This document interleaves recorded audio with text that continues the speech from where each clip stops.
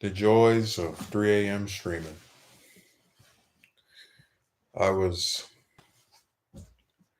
granted a very surprising positive result on Tuesday. I really was not expecting it at all. It took me by complete surprise.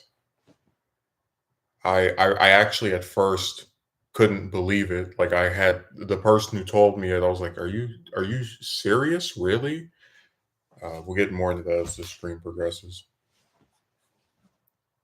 Turn the brightness all the way up. Yeah, I was just thinking about the prices of stuff again because um, I didn't even get to mention this last Saturday, but I acquired a microwave for the first time since being over here, and I've been using that to warm up food. And because of that, I tend to eat out a lot less, going to these different fast food places and whatnot. And I was really surprised by, like, I've always preferred getting stuff from the market to fast food places because they just tend to cost way less than whatever you get out of one of these restaurants. But they had this container of popcorn. It was like 12 bags for $5. And I had two of them when I came back from, my long drive around, I'd say 6 or 7 o'clock yesterday. And I still don't feel hungry, 7, 8, 9 hours later. Then they have these containers of soup where you can get 10 for, you can get 8 for $10. I know one time I bought about 12 of them for 20. It's like 179, right? Like a little bit under $2. And usually if I eat two of those, I am good for a majority of the day. Like if I have two of them for, let's say, lunch, 12 o'clock, I shouldn't start feeling hungry again until probably the later part of the day, maybe around 9, 10. Some far distant period that's like slightly pushed from when dinner would be. What's actually irritating is that when I went to my job on Tuesday, because I mentioned it's like a 2 hour drive to get over there. Not well, it's not 2 hours, but I leave 2 hours early to make sure I'm never late. I was I had two of the soups, and it's okay if my shift is over at 8, I'm eating at 12. I should be good for the rest of the until I get back later tonight. And it was around 6 o'clock, 7, like the bottom half of the shift that they asked me if I could stay longer, and that's when I went like this. But I agreed to it because I'm desperate for money. Every cent you can get your hands on. So after agreeing to that, I was like, man, because I've always tried to explain to people my biggest issue with them doing that is a lot of times I prepare for a shift with an expectation that it's going to be one way. Like, I come here at whatever time, get something to eat at whatever time. If I have a break, I either eat or don't eat, depending on how much longer the shift is seeming to be at that point. So when you go, oh, you thought you're going to be here for 5 hours? Can you stay for 8? That's it's just something that I'm not as prepared for, and that's my only reservation.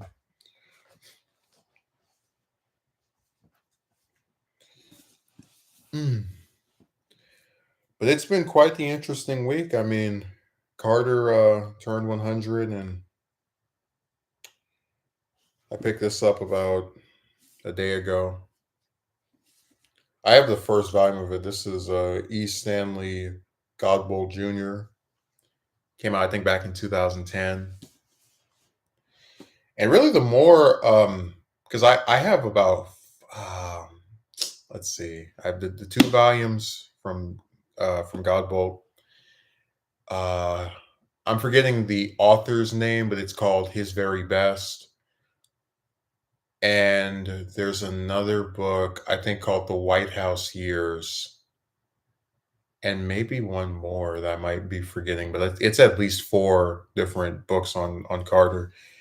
And the more I thought about it, because I kept saying that the 4 presidents I wanted to like, I was for sure interested in doing documentaries on were FDR, LBJ, Nixon, and Carter. And the more I think about Carter,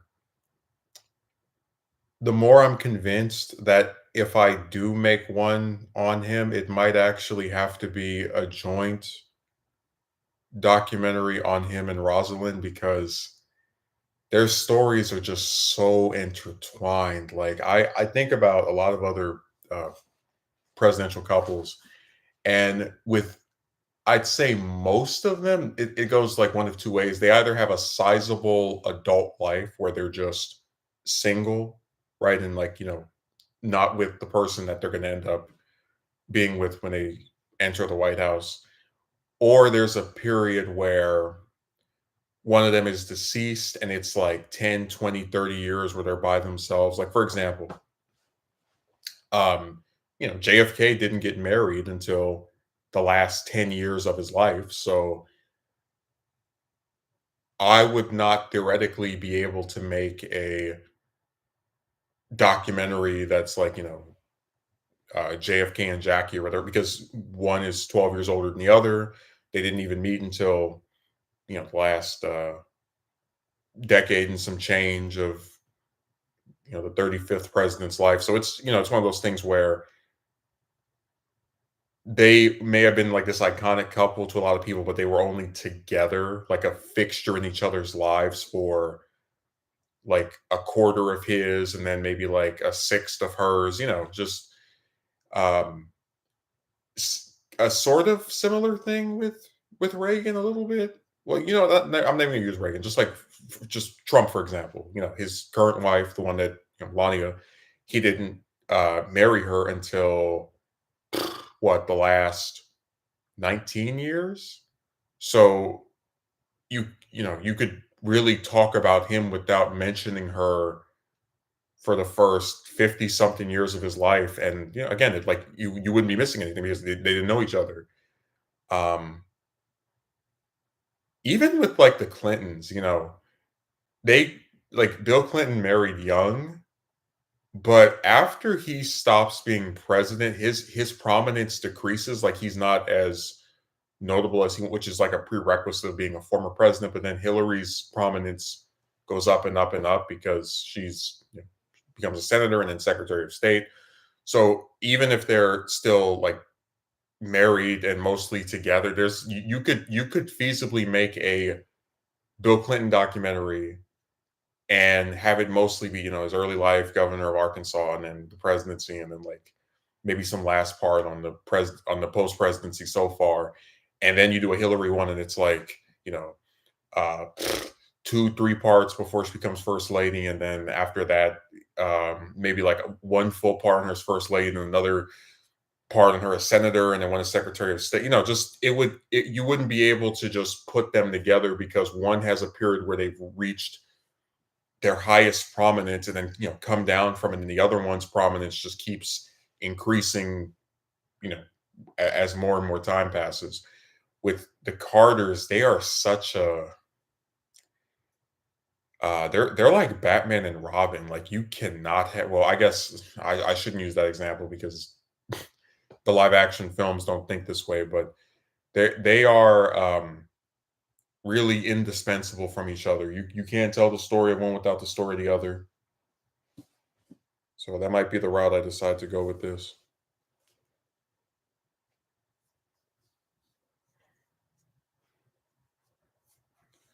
which would be pretty wild. Like I'm just imagining this. You have the FDR one, the LBJ one, the Nixon one, and then the Jimmy and Rosalind Carter one. So hell, I really I can't think of a way to do it with like I guess I could still theoretically name it just after the president, but again, it's like she is in his life from the time they're kids to when they get married, very young. It's just it's probably the same thing with the Bushes, most likely. Um, Bush 41, where him and his wife were together 70 years, and like again, they get married young, so you couldn't even theoretically do even like a part of this without mentioning the other.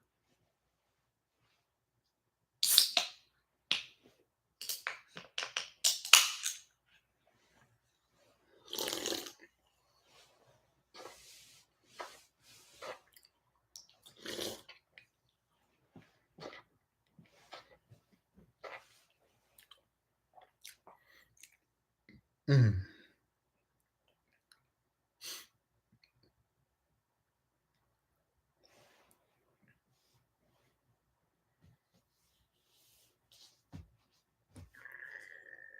Yeah, these are it may take me a while to make this stuff, but I always feel a sense of progress when I do it, just putting myself out there and trying to, I guess, put my own spin on history.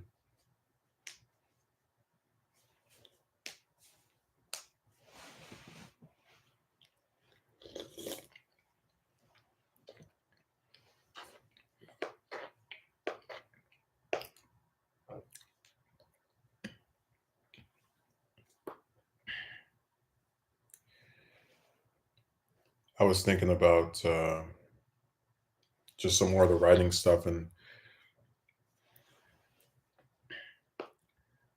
it's so fascinating to me how, and this will never not be a thing I'm interested in when it comes to protagonist, right? No problem. Okay, good guy. And then with the villains, it's like again, I had that idea for that main villain, right? The one who's like kind of pulling the strings, and they fight the protagonist probably like two, three, four times over the course of the season. And even if they're not mm, the main threat in any given episode, like most of the stuff still tracks back to them, right? To tie it all together.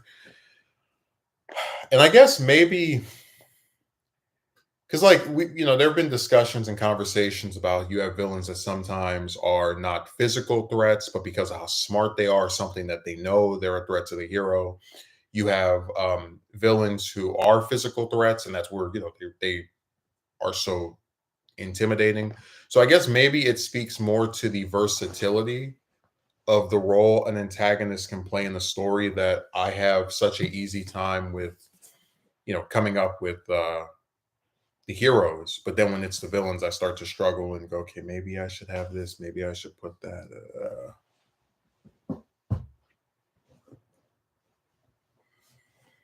But I'm honest about it. I have trouble with writing certain things.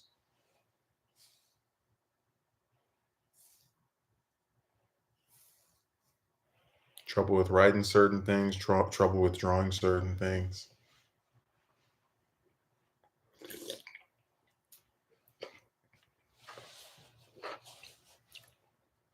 I don't make any attempts to pretend I'm adept at any of this stuff.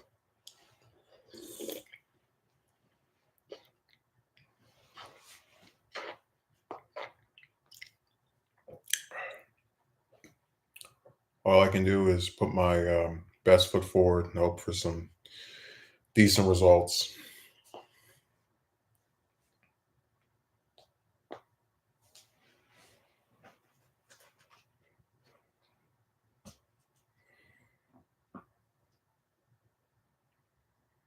It's really wild to think of just the big huge task in front of me with Johnson Part 7.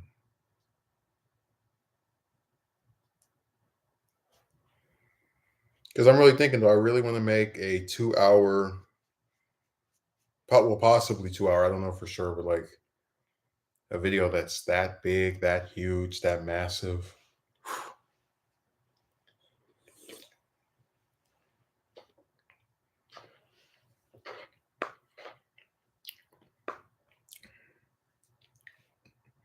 And even in having, two books covering that period and access to the, was it the American Presidency Project, which are like all the papers archived online, I still feel like I'm missing something.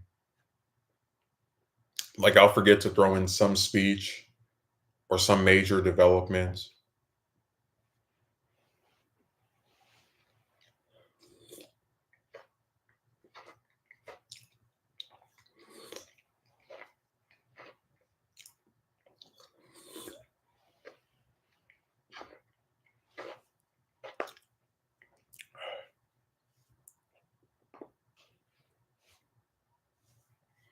That's why I was so bothered by Caro like not finishing volume 5 of his series, because when I'm told that he's gonna devote 1,000 pages to this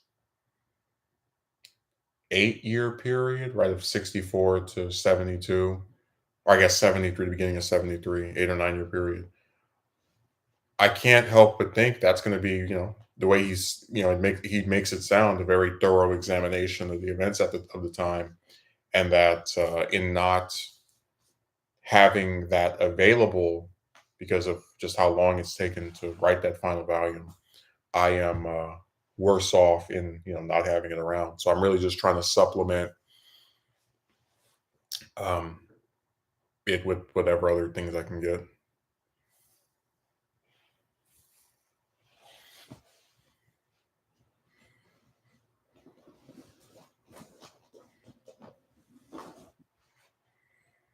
And like I said, I am trying. I don't get to do everything I want to do. I don't get to finish it as fast as I would like, but I'm making an effort. So that's all any of us can do.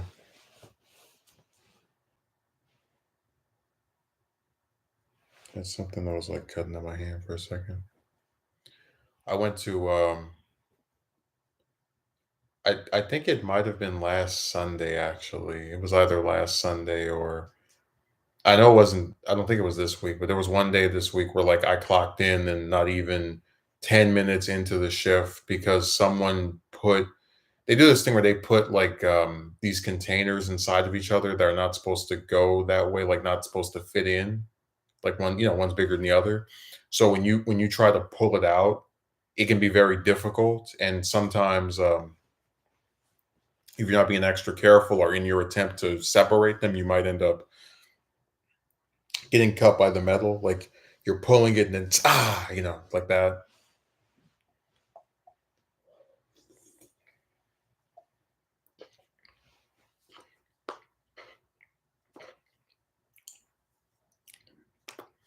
Stuff like that just gets on my nerves.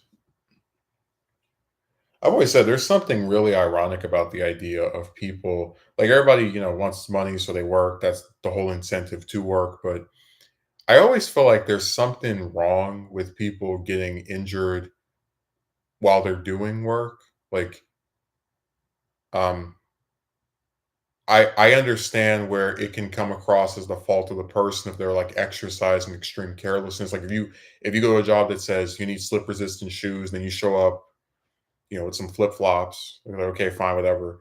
But if you go and work a job and then you're cutting your hand over and over because they're putting stuff too tight, or there's this thing that's like you try to stop from falling on the ground and possibly breaking. And, I don't know. I always just think that those types of injuries are really, just not appropriate. Like they're not something that should happen. And when they do, there should be, some attention called to like, oh man, are you all right? And to be fair, managers at the job will ask me if I'm okay or whatever. But of course, we all know the real reason for that is they're worried about getting sued or in whatever other thing might happen.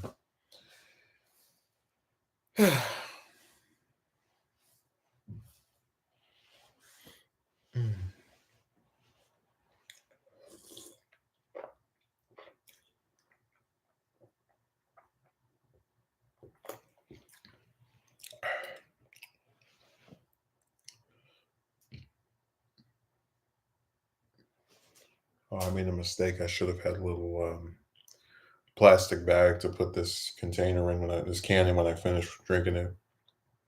Because this ends up being one of those 3 hour streams. I probably would have it just sitting here empty in front of me. And also, I should say, when I go to the market now, like I said, ever since I've been in this whole like, nobody can help you pay for anything saga over the last 2 years, I have really just been like thinking more and more about prices and how much does this cost, how much does that cost. And I was like, what I can't understand is if you go to the market, if you go to a store where you go and buy stuff that's like $20, $30, $40, $50, which happens a lot of times when I go because I usually try to stock up on stuff so I don't have to keep coming every day. I cannot understand where if somebody is pissing out almost half $100 and they come in here or a little bit under that, they need to pay for a bag. Oh, it's a low price. It's only 10 cents. Like, guys, if what I'm giving you in terms of the profit of groceries is 40, 50, like if your bag's 10 cents for me to buy one of them and you're getting 30, 40, $50 from the groceries that are being purchased, what the hell are you losing by giving me this thing for free? Look at all the money you're getting from the actual products of your store being sold. Like when I went to the Nixon library, the Carter library, I go and I buy something in the gift shop. They give me a free bag. They don't charge me extra for a damn bag because you're already buying something that's 10, 20, 30, $40. Their profit is right there.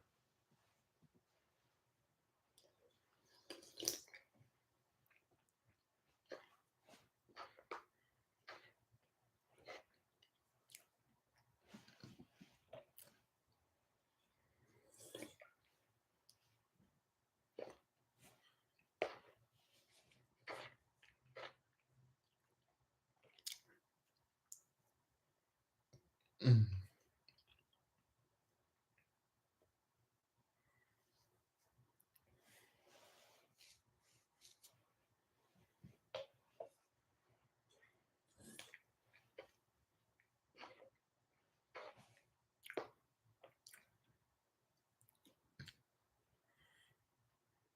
No, I don't get why everyone is so hungry to get some coins. Like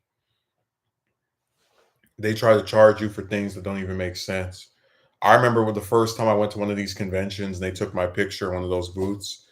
I was so flabbergasted when I found out that they would charge me extra for a digital copy of the photo. I was like, you guys are already getting like 70, $80 for a damn picture, for a picture of me and this other person.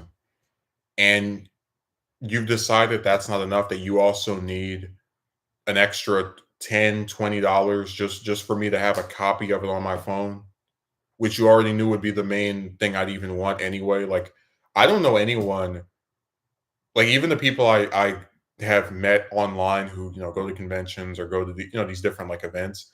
I've never met a single person that's like, "Oh man, I got this picture with this celebrity and they printed out for me. Guess I don't need a digital copy."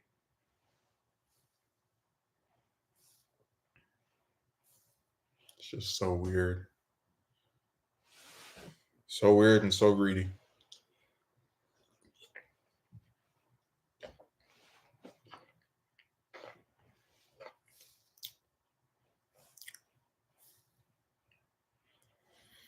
You go to the damn market and you're like, "Hey, I just paid $80 for groceries. Oh, I need to pay 30 cents for 3 bags to stick these damn things in. Are you serious?"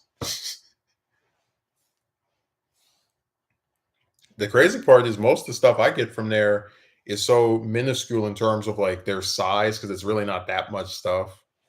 I usually can, if I bring like my own bag, I probably just need like to bring two bags at most, and it'll keep everything in there.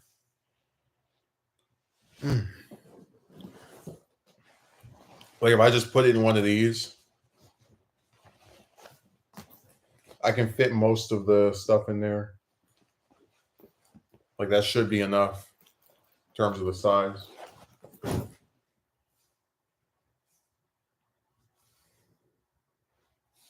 Other than that, I just kind of say whatever. Like, okay, you guys want to try to charge somebody for bags? Well, it's not going to be me.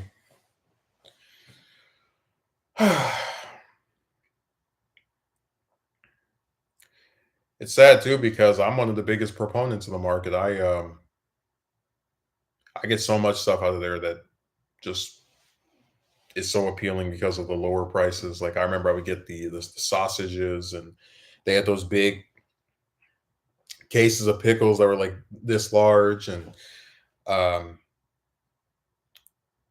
I'm actually, if I do end up finally getting like a real refrigerator, like a regular size refrigerator, at least one that is, big enough to hold more than a few drinks, I probably would um go back to eating the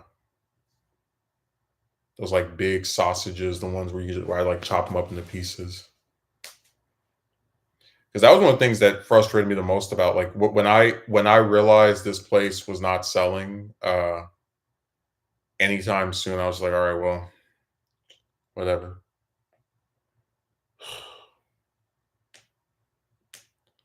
Trying to make the most out of my situation.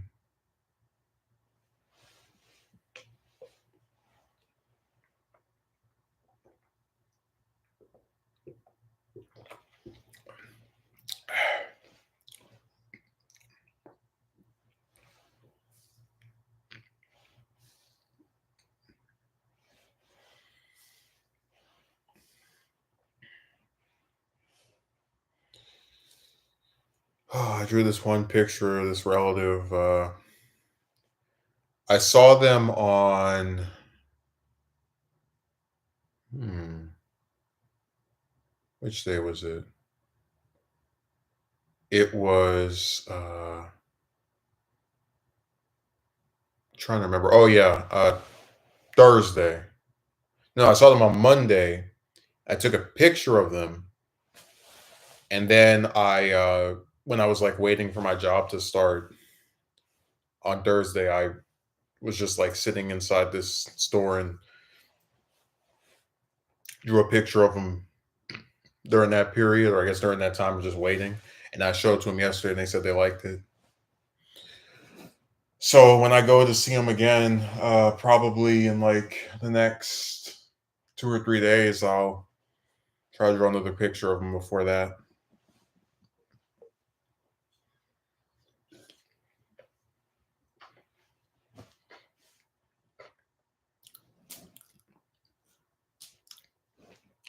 It's nice to do little stuff like that. At least from my perspective, I like when someone can, in their own way, show the person that they are thinking of them, even when they're not around them, and just uh, give some kind of like, I wouldn't even call it a gift, but just, hey, here's this thing that relates to you that I created.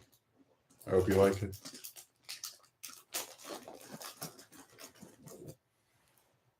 It's just not something they're used to.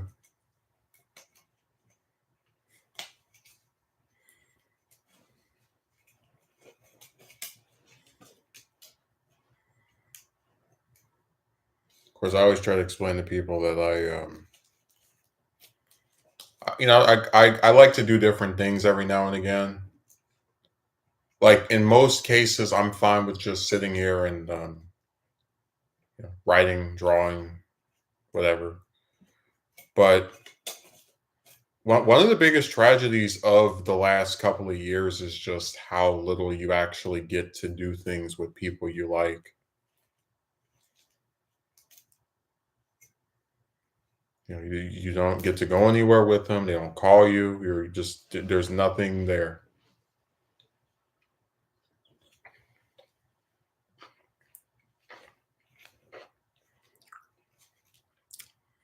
People seem to have no words to say and no interest in hearing what you have to say. They have no words to say and no interest in seeing you any time of day.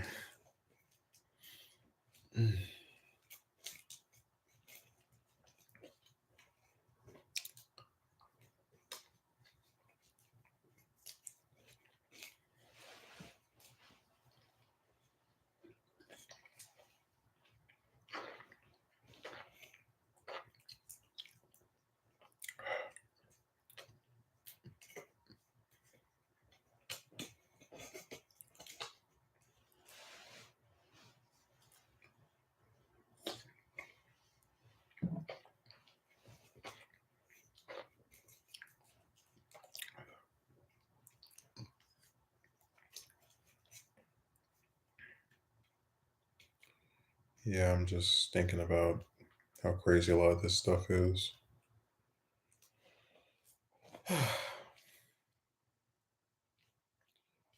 But I can always feel myself being pulled in different directions. Like, even when it comes to video making, I'll start writing a script for something and then I'll just be like, yeah, I could also be writing this. Like, I have 9 or 10 pages of Nixon Part 3. And the whole time I'm writing, just like, still haven't done Johnson Part 4. I need to do Johnson Part 4. I need to do Johnson Part 7, rather. Part 4. Damn, it'll be 2 more months before Part 4 becomes a year old, which is wild to think about.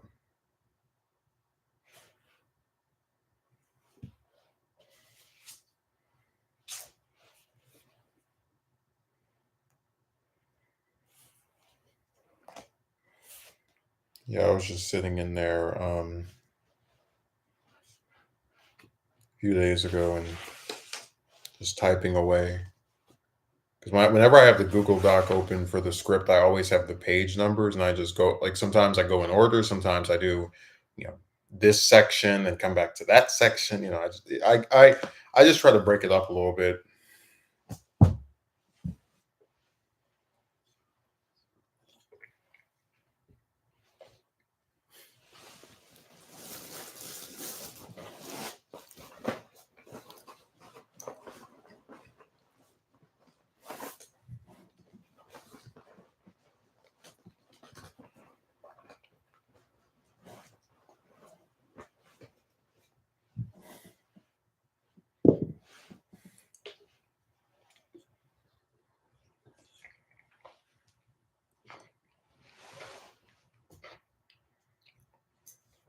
Oh man.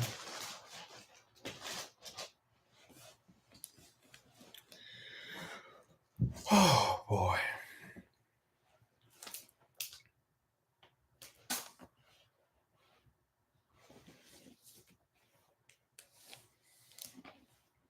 Yeah, I'm just thinking about stuff.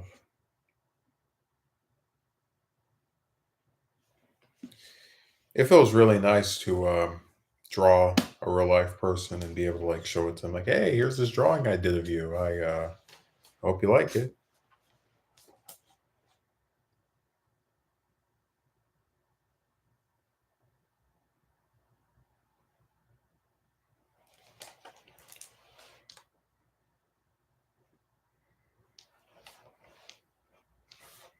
I always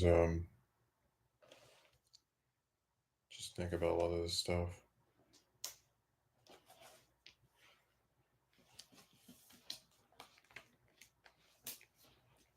Of course, my favorite thing with a lot of books that have dust jackets is when the person that ships it to you puts it inside one of these protective covers.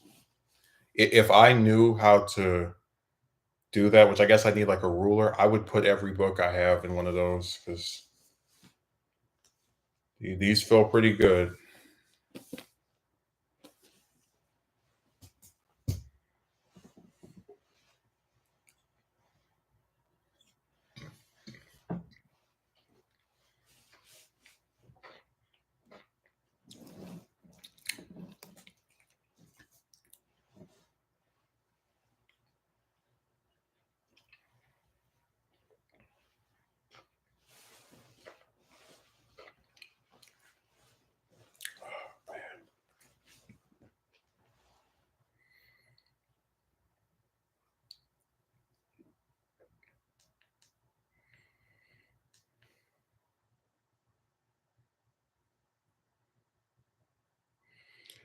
Like I said, I'm going to limit myself to just two more big projects before the end of the year, and that's Dixon Part 3, Johnson Part 7.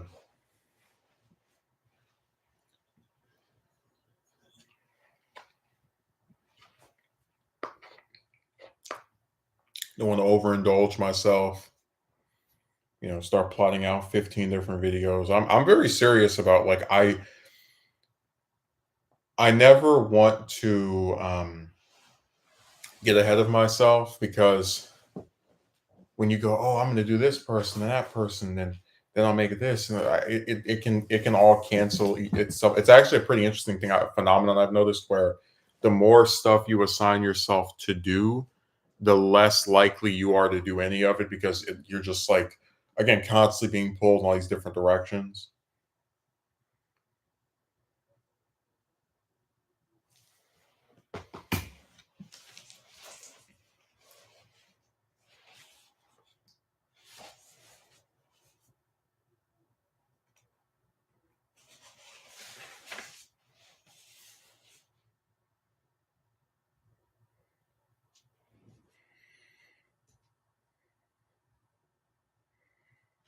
To me, the most interesting period relating to Nixon is always that 8 years between his presidential campaigns.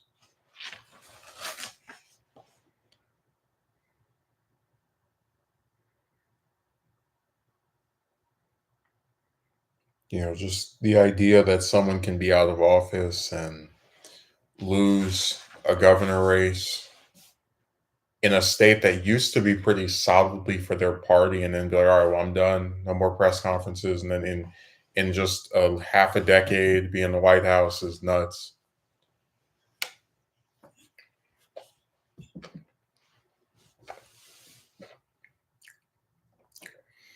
And I really can't think of anyone else that was so definitively defeated, or I guess, you're through, and just actually came back after this.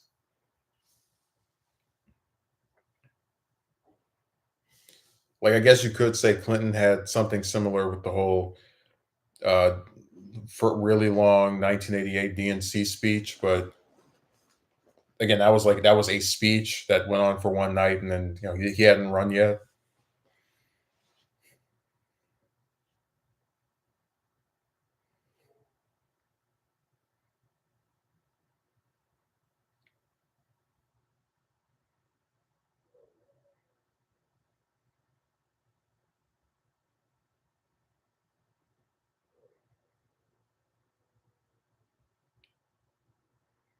I tell you, history has a funny way of repeating itself.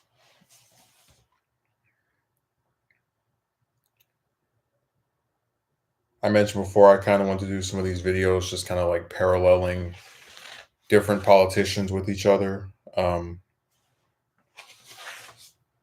Like I said, there's a lot of similarities between Trump and Carter, not in terms of their personalities, but the way that their like winning campaigns were run, and then certain like actions in office kind of mirror each other in their results.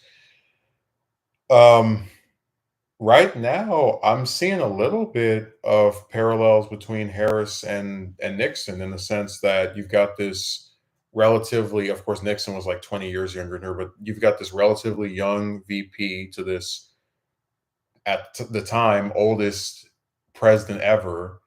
And now that that person is no longer running, they're in the position of having to hold on to all the factions of their party, um, against someone who is charismatic, rich. Of course, they're. I mentioned Harris that not the email, the fundraising video with the $60,000 necklace on. So I I'm not pretending she's some poor person, but it's interesting how there's like these little subtle similarities between them that I'm noticing.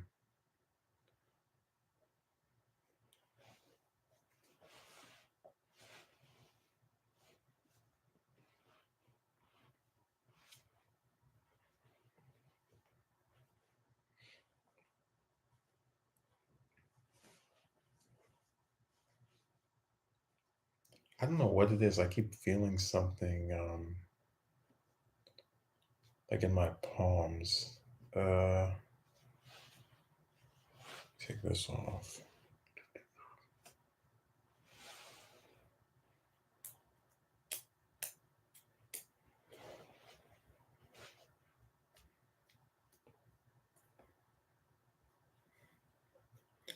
All those little uncomfortable feelings that you might have piling up together to give you maximum discomfort.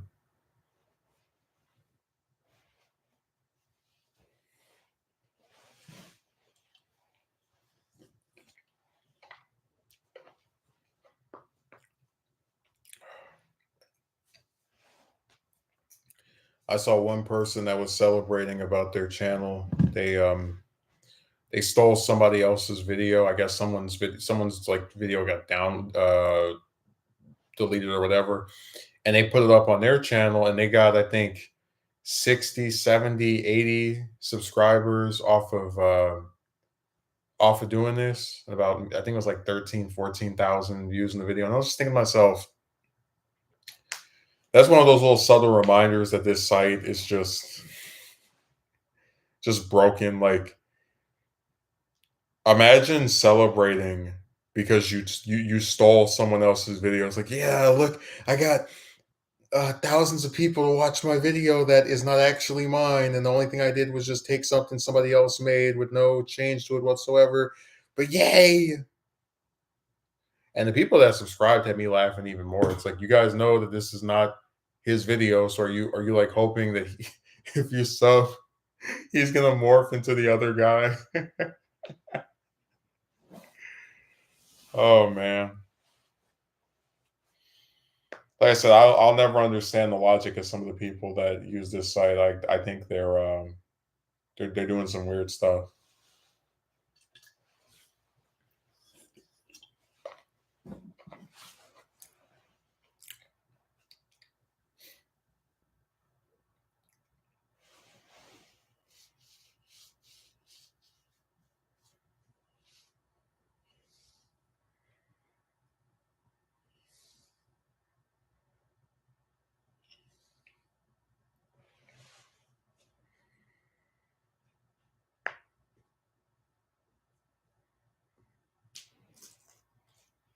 Things are just backwards. Really, really backwards.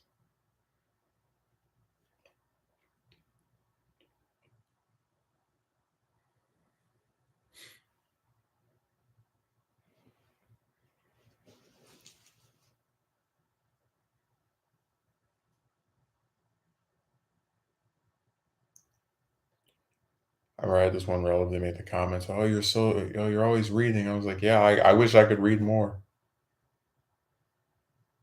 Like, I always think about that alternate timeline where I actually had assistance with stuff, and there's so much more I would get and like actually enjoy and use and try to, like, the whole point of the documentaries is really just to share the information. It's not, you know, anything related to like, I get some coins off it, whatever, but my main mission with that is to just further what is known about someone.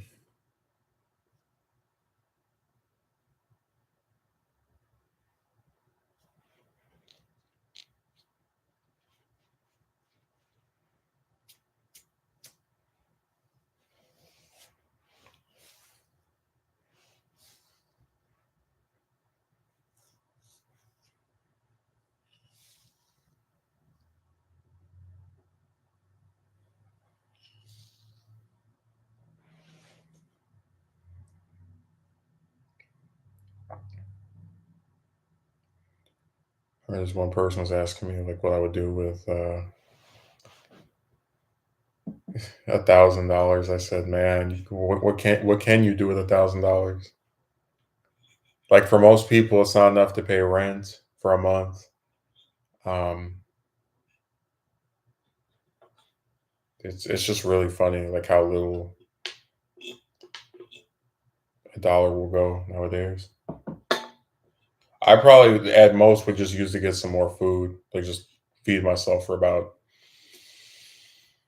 Mm, I think I could make 1,000 last a whole year. Let's see if it's 20 something for 12 soups, and it's four of those per day. Um, hmm. But also that doesn't count in like other stuff I might get that's miscellaneous. But no, I think I could make it work. That's what dawned on me. It's like, wow, you couldn't even get a new Mac for 1,000. You get a PC.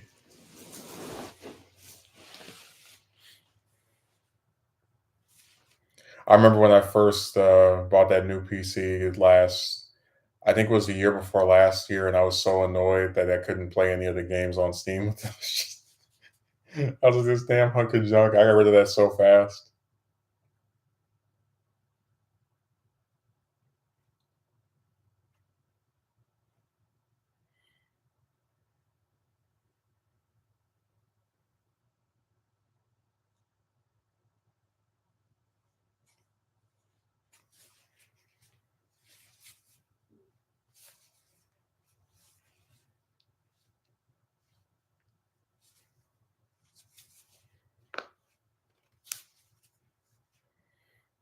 What else could what could I really do with 1,000? Like it would have to just be little basic stuff like, hey, let me get this done out of my car. Let me get this mirror fixed. That would be the full extent of my I guess ways of fixing things or I guess using it.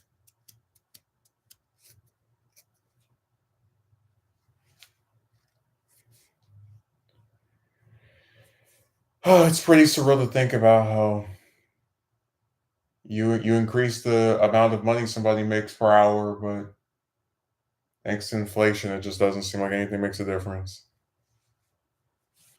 Inflation and the lack of support.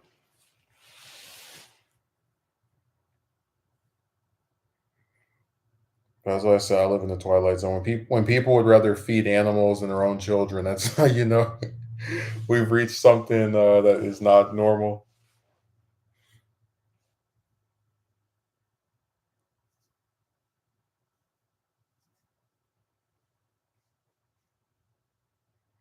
And they will have any excuse,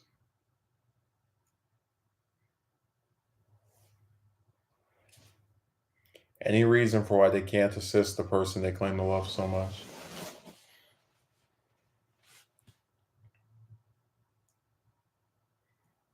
Just because someone doesn't care about you in the particular ways in which you would prefer. I just cringed.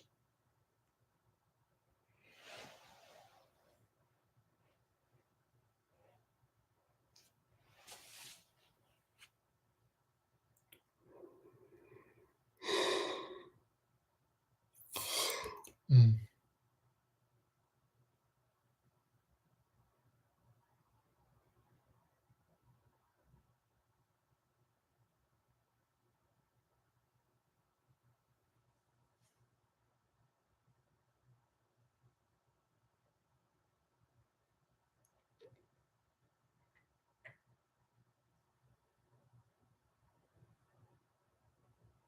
Everything is just so random now. Oh, I'm regretting not having that damn bag.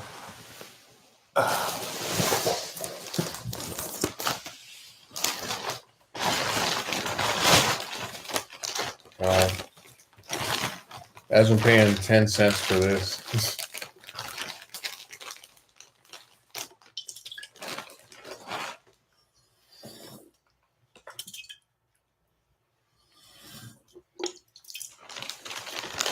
Couldn't be me.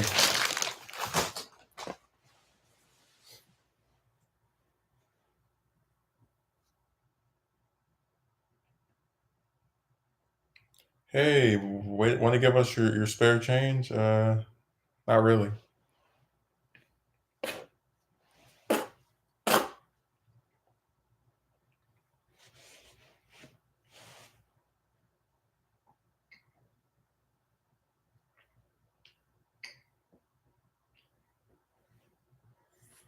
Want to give us your coins for a bag for all your purchases?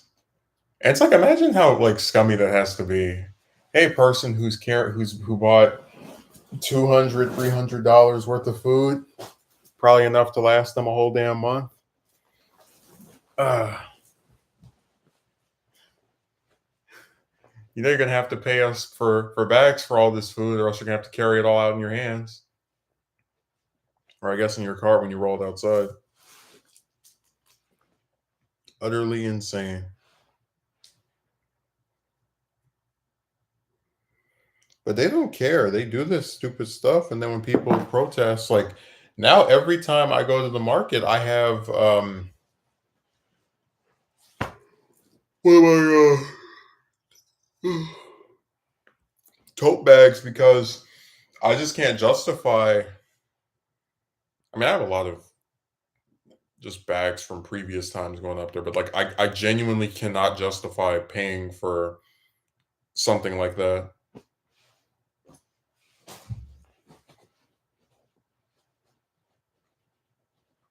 It's just like with McDonald's with those with no more free refills, no more self-serve machines. I was like, you guys are out of your minds. Like I said, blazing California. Sometimes it is 70 degrees outside, and you're gonna have people sitting up here not able to get a damn soda when they come in your restaurant. Just nuts.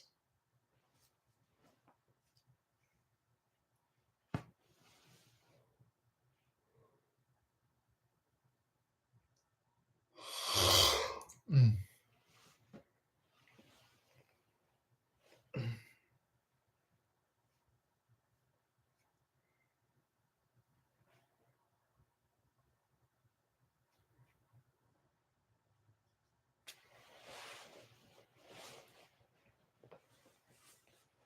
Oh, I'm just debating if I want to go over to the library today. I've been putting it off for a few weeks now, only because I really like on the days. I guess it's like this because of how far away my job is. I don't feel motivated to go places that are that far because I'm always trying to like save gas to be able to, you know, make sure I'm able to show up at the job.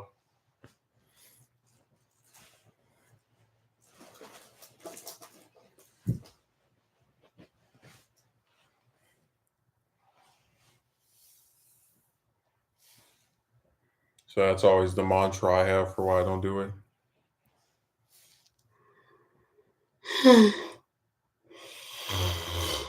Hmm.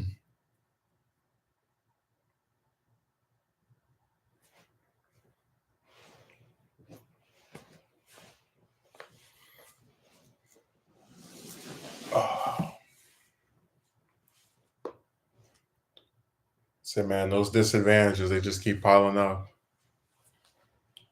And then when I was over at this relative's house yesterday, they mentioned to me that one of my other relatives is getting married, and they have this fixation on my friend, and like I meant like so, there's like someone that he knows who's like out of state, whatever. We used to hang out with as well, and they're like, I'm surprised that they're not married and have kids, and I'm just like, why would you think that they are? Like, what? You barely even know this person. But like, that's why I said I try not to get so depressed over a lot of this stuff, um, or despondent. But damn, it feels like every time I turn around, I'm being constantly slapped in the face with, "Oh, your cousin just graduated from college. Oh, your other cousin is getting married. Oh, your other cousin." I'm just sick of, again, like every year the stagnant crap that you get, and everybody else gets to have what you wanted at different points, and you sit there with nothing.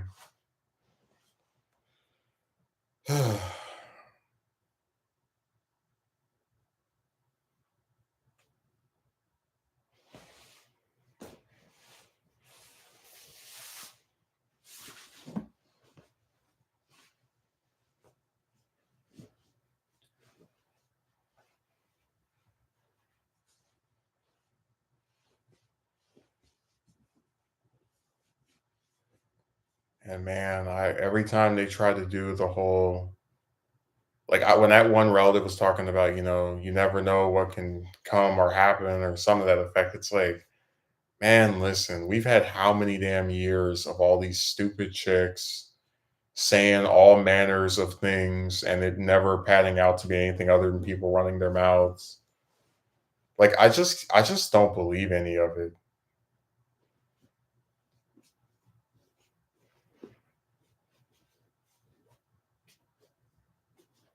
And again, the problem with these people is I can sit there, I can explain to them, this, that, and the other, but they just don't get it or don't want to get it. It's unfortunately that simple. That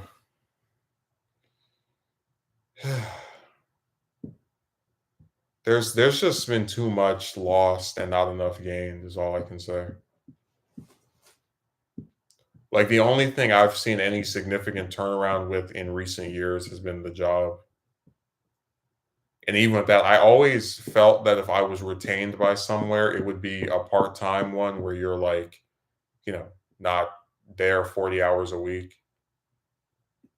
Like that was always what I believed because it just I concluded that it was impossible to get a full-time job. Like you would sooner be able to get two jobs that use you twice a week or three times a week than one job that uses you five or six times a week consistently anyway. They just don't want to hire anybody full time. They refuse.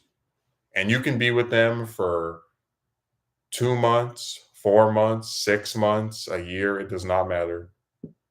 If they want to give you 10 hours a week or 20 or whatever, oh well, too bad. Take what you get and don't get upset.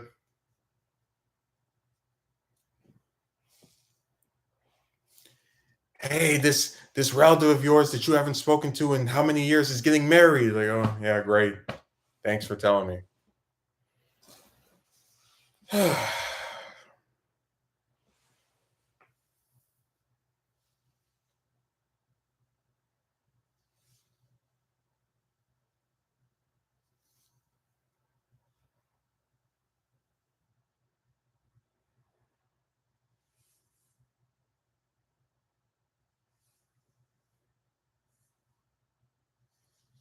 I guess that's one of the reasons why I don't feel any inclination to reach out to like most other relatives that are my age because I just feel such a strong resentment towards a lot of this stuff. The more I hear about it, the more I see relating to it. Like, hey, you're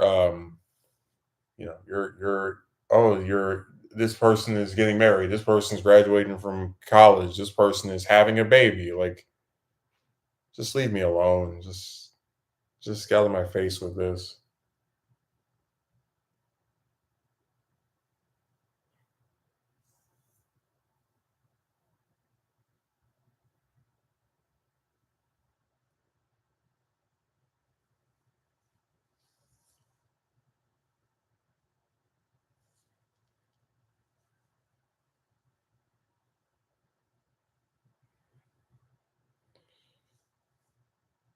No, I just get tired of people trying to tell me things are gonna magically improve. Because I said before that like what we see now is this really interesting, I guess, role reversal where there are these chicks that are more inclined to say romantics type stuff, but there's like no incentive to actually give a damn because of how far away they are, which means that like you can't actually do anything besides run your mouth or spend a crap load of money just to try and go see one of them, and if she doesn't like you back or changes her mind, you waste all this time and these resources for the, it's like it's just there's just no incentive anymore. It's all just frivolous, fake uh crap. But that's why I said, like, I just think it's so fascinating how we're really at a point where the issue went from, "Oh, no one ever reciprocates," whatever, to where even if one of them says that, you still either don't believe it or it still isn't enough because they're not desiring to do the things you want to do. So it's like, what why would I even bother pursuing this? It's like when I go and I talk to, someone, and we've seen this happen now twice, and I say, "Hey, can I, get your number?" And you're like, "Oh yeah, sure, here's my number." And I'm thinking in my mind, great, now I can text this person, call them, talk to them. And then they tell me, "Oh no, I'm not good at texting and I don't do calls." I'm like, "Yeah, we we're done." Like I literally do not need your number then. If you're not willing to do the basic things that a person does with someone that they have the number of, what the hell's the point?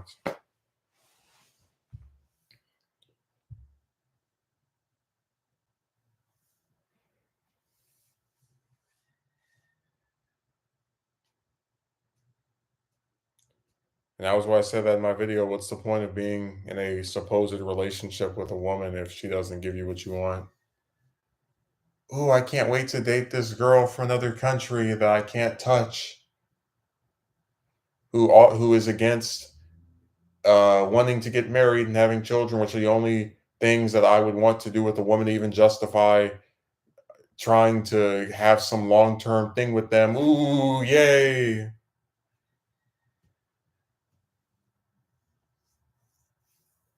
Just so lame.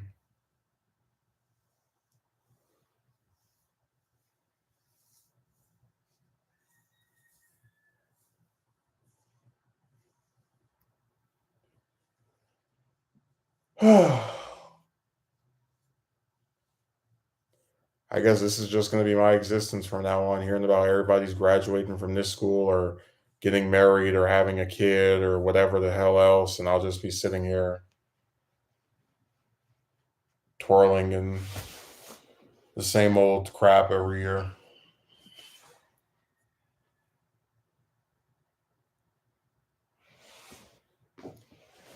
Because I would think about that. I said, man, you can't even get one of these modern chicks to have a phone call with you, but you're supposed to believe that someday one of them will agree to marry you. Like, I don't buy it. I don't.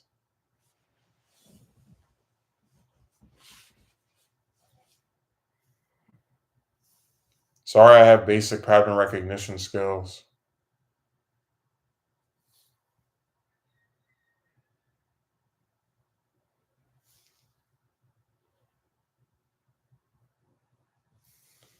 I said before, it's like if all the people that were good are deceased and the crappy new versions just aren't cutting it, then it's not hard to see where I just get to the point of just being sick of it.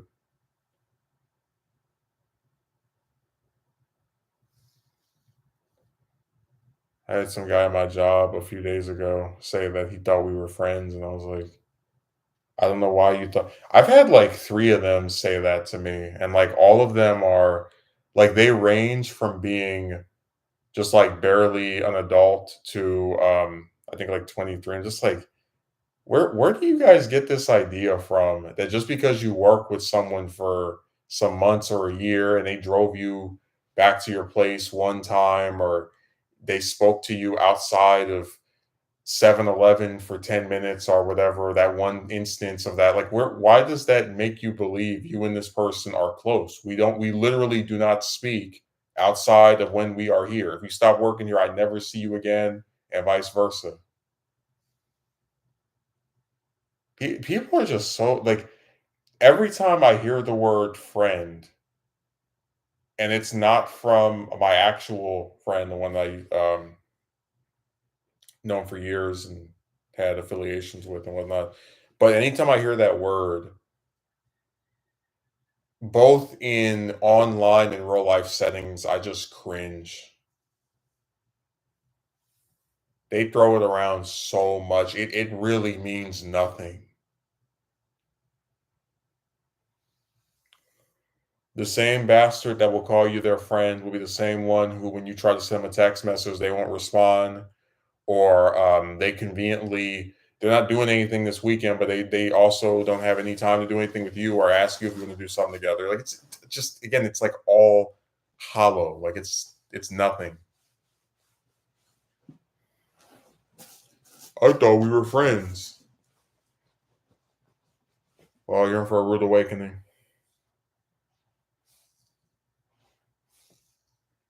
People need to stop using some of these words: friend, love, all the rest of it. Just get rid of it.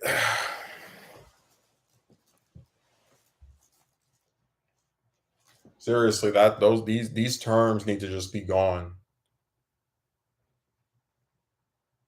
People are saying things and it doesn't even have to make sense.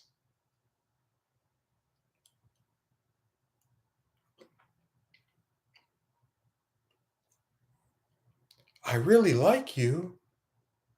I love you. We're friends.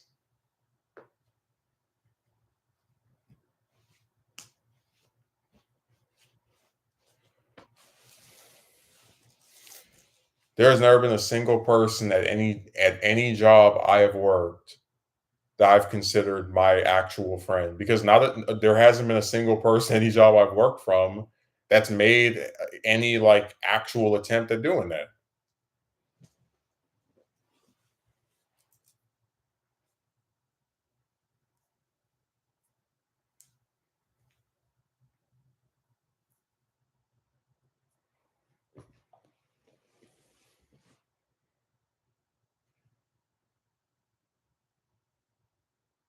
So like I have this one guy. Every time he has his car, he doesn't want anything to do with you. But then when he doesn't have his car, you want to hang out? You want to go somewhere? So basically, you're just his taxi.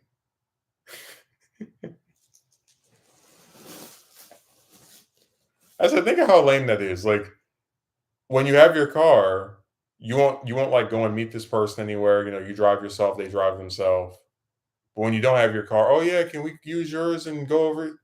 Man, it's all so just crappy.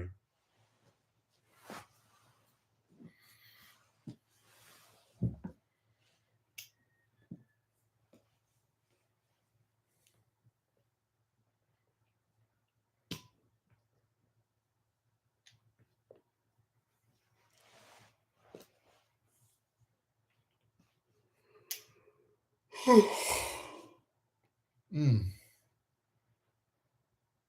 I remember when my subscribers tell you sound so depressed, or there's like, it really just comes down to there are things that genuinely make me happy.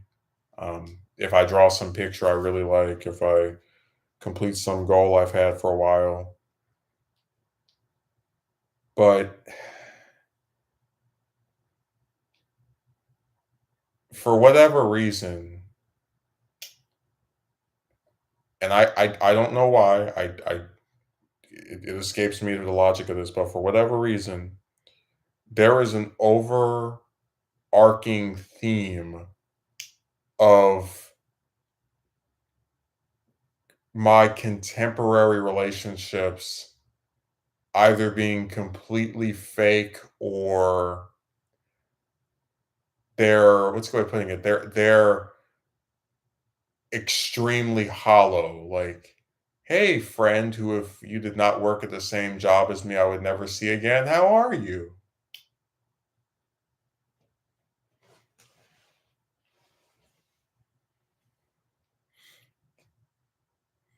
I mean, I really don't want to bring up Miss Revolving Door again, but that's another example. You spend all these, days and weeks talking to somebody, and they just start ignoring you, and then every time they say they're not going to do it again, they do it again, and then you find out it's not even because you're doing something wrong. They're cowering to their boyfriend, and just you walk away from something like that. You're like, what was the point of any of it? I mean, you're really gonna sit here and tell me all this stuff about yourself and sit in these hours long calls with me just to do that, just to self destruct?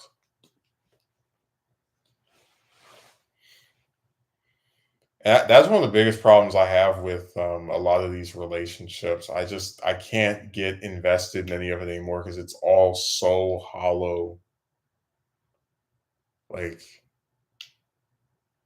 yeah, I talk about this the one from the stale point of disinterest stream. It's like here's a lady that sits in calls with me that sometimes go on for as long as 6 hours. And this bastard has the nerve to turn around a week, 2 weeks later, talking about it was nice talking to you at first, but it got to a stale point of disinterest. Like, man, go to hell.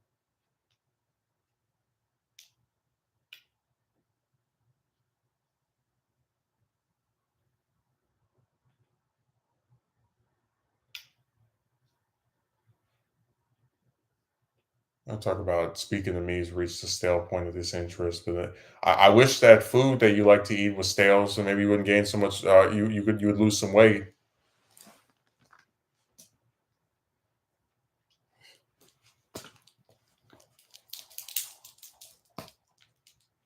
These guys online always want to talk about the way another man looks, but I don't have any shirts where when I stand up, you start to see my stomach. That's her.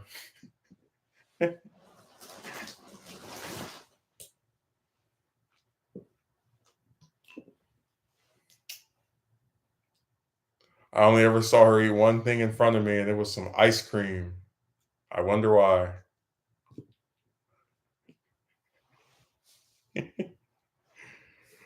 I was very sincere. I said if if the only chicks I can date are either look like that or they don't want to do any of the long term stuff I want. I'd rather just be alone. Like again, like what is the point if you're not attracted to this person? If there's no other incentive to be with them because they want to do anything you want to do, like I genuinely do not understand the point of pursuing anything with them, wanting anything with them. Just let them sit there and wallow in their own nonsense.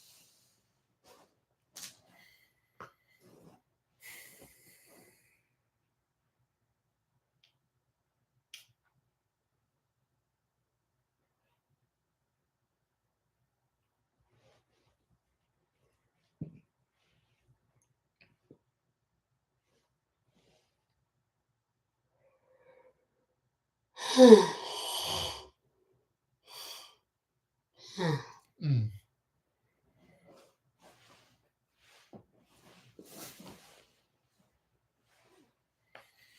I don't know, a lot of stuff. I've just been losing patience with it. Oh damn, that means I have to go longer. Damn, firing shots at that one chick. LO, I don't blame you though. Usually it's people that'll talk about how a guy looks mainly, so no remorse. You know what? I forgot to mention this on the what could have been video. The girl that made the insulting comment about my drawing is the stale point of disinterest one. Like it's that same one that was sitting up there having those hours long calls, and then all of a sudden, I don't think you're fun to talk to. We mostly just talk about those girls. So I should have brought that up. I forgot to draw the like to clarify which one it was that said that. It's like you really think I'm gonna fall for you after you insulted one of my main things I like to do, which is draw.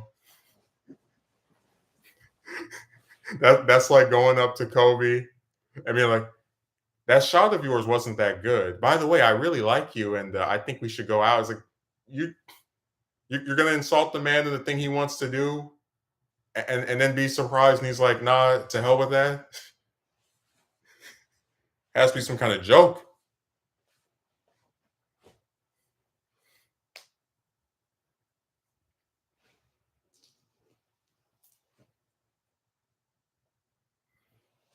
Oh, really? She definitely needs to eat that bark quickly. So rude. And I normally don't like to bring up, well, maybe I shouldn't say this. So, one of the things that gets thrown my way is the accusation that I have something wrong with me. Now, the only thing I have wrong with me is just being around ridiculous, people that do dumb and very contradictory things. But if we're actually talking, like if we're actually being serious about discussing things that are wrong with someone, both Miss Revolving Door and the same one that made the, Stale Point Disinterest Girl, they both have the same, uh, I guess you could call it disorder. So just throwing it out there. I just think it's ironic to like, you must have something wrong with you if you are having problems with women. It's like, no, they actually have something wrong with them. Like I have proof of I think I still have the DMs with Miss Revolving Door. Like I could probably go and look it up. But yeah, she admitted she had something and went to school for it. And then this other one, I don't know if she went to school for it, but she acknowledged that she does. So I just think that's ironic. It's kind of like how they always accuse a man of being attracted to other men if he speaks disparagingly about women, and then there are actually multiple chicks I've talked to who are, either into both or I'm talking about. It's all like projection. They're calling you what the other side actually is.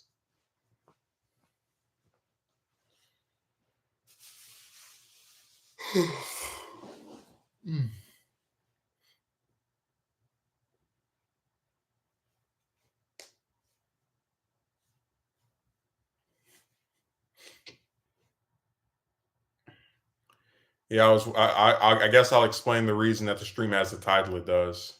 Uh, just want to make sure that you're sitting down. This is a moment that a lot of people have been waiting for. This is a moment that I mean, I'm still like that.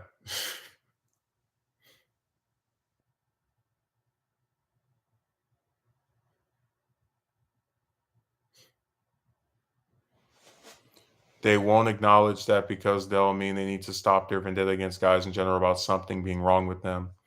Yeah, they'll never admit to it and I have proof that like out of their own mouths, they say that they have these disorders and you'll still see me getting, accused of being the one that is like screwed up or whatever. So this past Tuesday was a normal day. I went into work. They told me I was going to have 5 hour shift pre-date, and I'm cleaning stuff. And I look on the schedule and I see mixed signals queen. I'm like, but she's supposed to come an hour after me. She doesn't show up, and I'm like, oh yeah, her typical behavior. This is what she does, right? Running gag. She's on the schedule, doesn't appear. We know that like that's the routine. So I go into the freezer and I'm like arranging some of the stuff in there, to make sure it's cleaned off and positioned the way that they want. And one of the managers comes into the freezer. He's like, "There you are. I've been looking for you." And I'm like, What? Is something wrong?" Like, because like with this particular manager, he's not someone I've had any problems with. He's someone I kind of get along with more than most of the other ones. But I'm thinking like, what could he? I'm figuring like maybe he's gonna send me on a break or something, or to like do some other activity. And he says some words that have been etched in my mind since this past Tuesday. Uh, I gotta remember the nicknames. He has a different nickname for her. Mixed Signals Queen. They let go of her, and I'm like, really? And he says, yeah, they looked on the schedule, and all of her absences and tardies added up in their point system, and she was separated.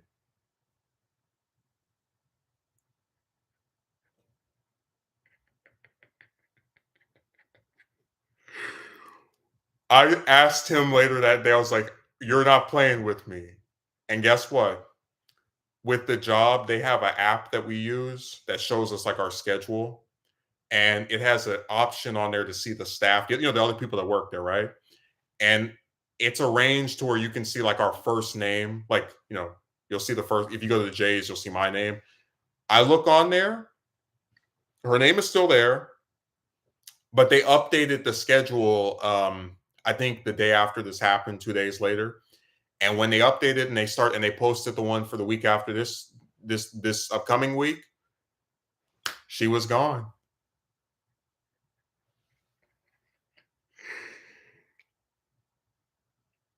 I cannot tell you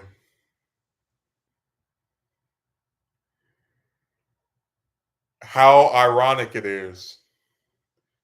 Look, man, I know you might forget, I haven't. She has been coming late and tardy and absent and all the rest of that since at least February. Because you like, let me just kind of rewind the tape back. You remember that Saturday stream I did? We're going as friends, right? The one I had, the thumbnail. I worked with her for 3 days straight after that, and the middle day of those 3 days, she burst in there with some headphones on, ran right past me, didn't say a word to me, trying to ignore me. And the manager, he got thrown out himself, ironically enough, at the time, was like, "Hey, come on, hurry, you're late, you're late."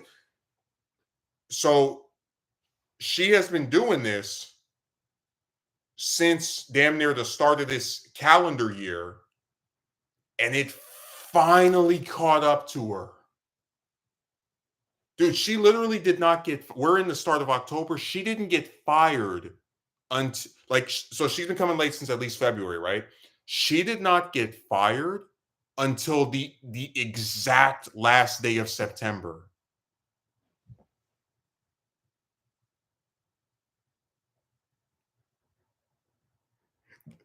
Man, I'm not kidding. The plot armor finally evaporated. It felt like a series finale. I couldn't. I When he told me, I was like, "You're not messing with me? Are you serious?" He's like, "Yeah, they're gonna update the schedule, and her name's not gonna." And guess what? When they updated it, gone.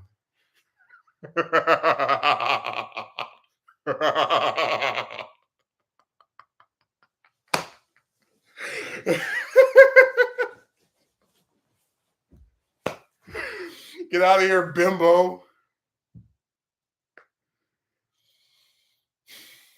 And look, I normally don't revel in the misfortune of others, but I cannot tell you how ironic it is that the person who tried to get me fired ended up getting fired herself.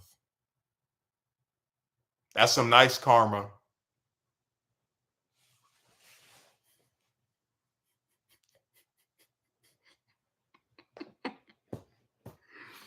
Seriously, she had that plow armor lasting for like 8 damn months.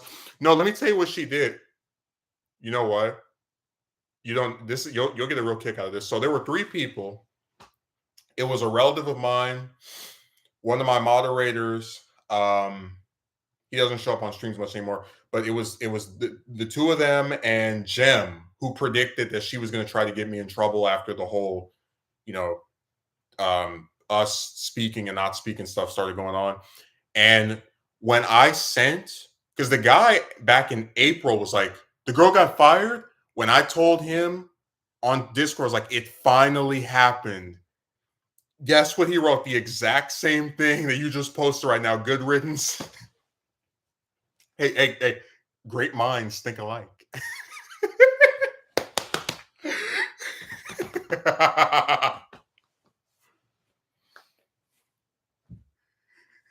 But let me explain to you how her plot armor was so effective. Um, the way this works is that when you call out sick, you can evade getting in trouble, like getting a point against you for like not coming at all. And if you get someone that can replace you, then you can also evade it as well. Like if you get someone that can replace you, or you call out sick, or you tell them in advance that you're going to be late, those three things can keep you going for a long time. But and that's why I said, like, I've only ever seen like three people that have been fired from there. You have to really just not be coming in or be a complete total buffoon to just, like, usually people quit because they're like, these hours are all over the place and whatever. um she's one of the few I've seen that they were like that like the system was like, yeah, you can't keep her, she has violated this thing. Serves her right, man. She definitely wasn't taking the job position seriously for months. Mm-mm.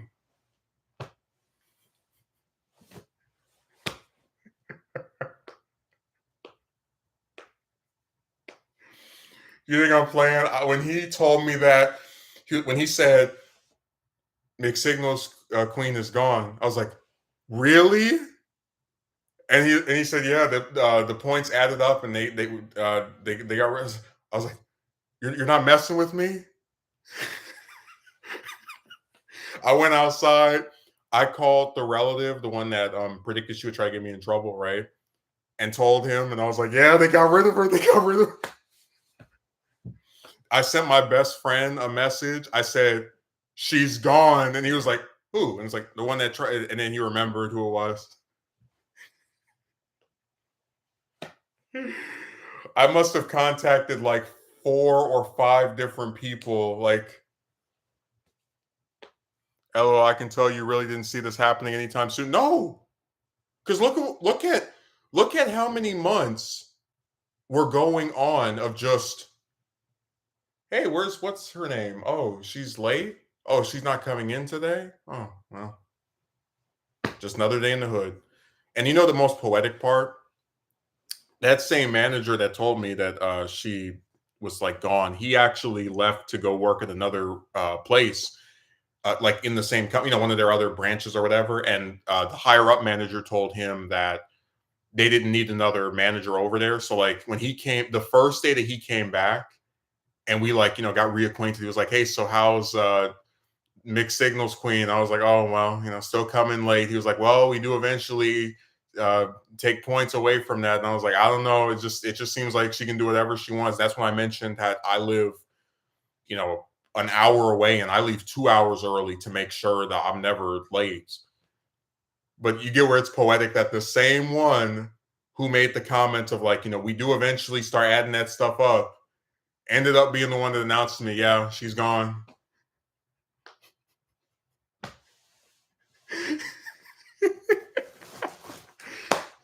They have this thing in elections. I know you don't care about elections, but they have this thing in elections called October surprises, where people are like, November is when the elections are held, right? So people are running for office, and then during that last like 3-4 weeks, there'll be this big shock, like this thing that no one saw coming.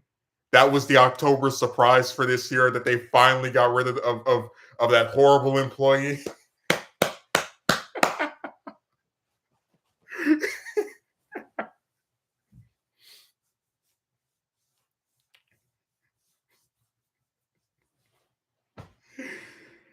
Oh man, I was dancing in joy. I'm not kidding. I had like a whole caucus of people I sent a message to. I sent one to 2 different relatives, to this guy that stopped working there who asked me if she even still worked there, to my friend, to that guy that the other one that predicted it. Um, then I think Courtney as well. Courtney is the one that was on that stream, like uh which stream was that? The plot twist one. Very nice. Really glad she is gone finally.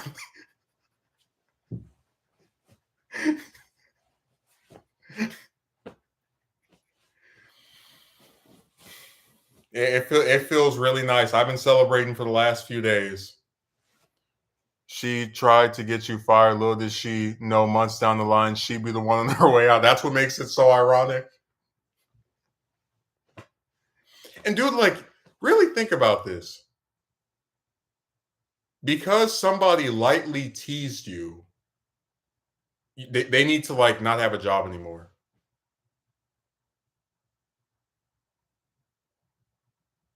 What would I look like if I came outside to sit by you, and I've been standing you up, I've been, going, oh, I'm so busy, da da da, da, and you're like, oh yeah, you're so busy. Hey, do the face, do the face. No. And then like I like jump up out of my chair because you're confronting me over all the weird stuff I've been up to. But you're not like cursing me out. You're not calling me out of my name. You're just like making jokes about the whole crazy situation, saying, "Look, you get it. I don't like you." And I'm like, Okay, are you going to keep going at this? And I jump up out of my chair, and then you get a call from HR 3, 4 days later talking about how I felt so uncomfortable, and I thought I was being taped, and I was so scared, even though I chose to go and sit by you. Like, that was a stupid, evil, crazy broad. I don't care what anybody says. And she got exactly what was coming to her. What did Ebenezer's Ghost say? I wear the chain I forged in life. I made it link by link. That's her making her damn chain. I never had a job where I showed up late over and over again. In 11 months of being with those people, I have only been late one time, and I've only missed work one time. I was late because I underestimated traffic. It was my first day. And I didn't come that other time because my tire exploded. And man, I tried as hard as I could to get there that day. I felt, dude, that's one of the worst days I've had in the last like 2 years. Like, when I went to that tire place and they said we can't replace it because your rim is too damaged, I just parked my car on the sidewalk and just like walked back in defeat for like 5 miles to here. I felt just destroyed. Ain't no way I could do that on a job I am on and still be working there for months. Oh no.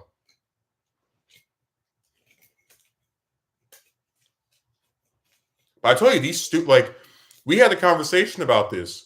These are young girls. She has the mentality of a preschooler. And remember, this preschool mentality person wanted a preschooler. They wanted to have a kid, remember? How are you going to be a mother, but then you can't even come to work on time?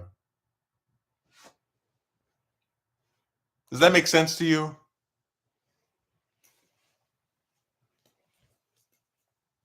Like, you would think it would be easier to go to a job at a certain time of day than take care of a baby, right? I don't know. That's what I figure. But man, like, I want you to think about this. These are like young girls, 18, 19, 20. Some of them are, I guess, 17. And they really do treat these jobs, which are often life and death for some people, like yours truly, like a game. Like, oh, I guess I'll come to work today. Maybe I'll show up. Maybe I'll have someone cover my shift. Who knows? Maybe I'll get in my fully functioning car and drive down the street to go make some money for a few hours if I feel like it. When they call her to, are you gonna show up today? I don't know. I'll let you know.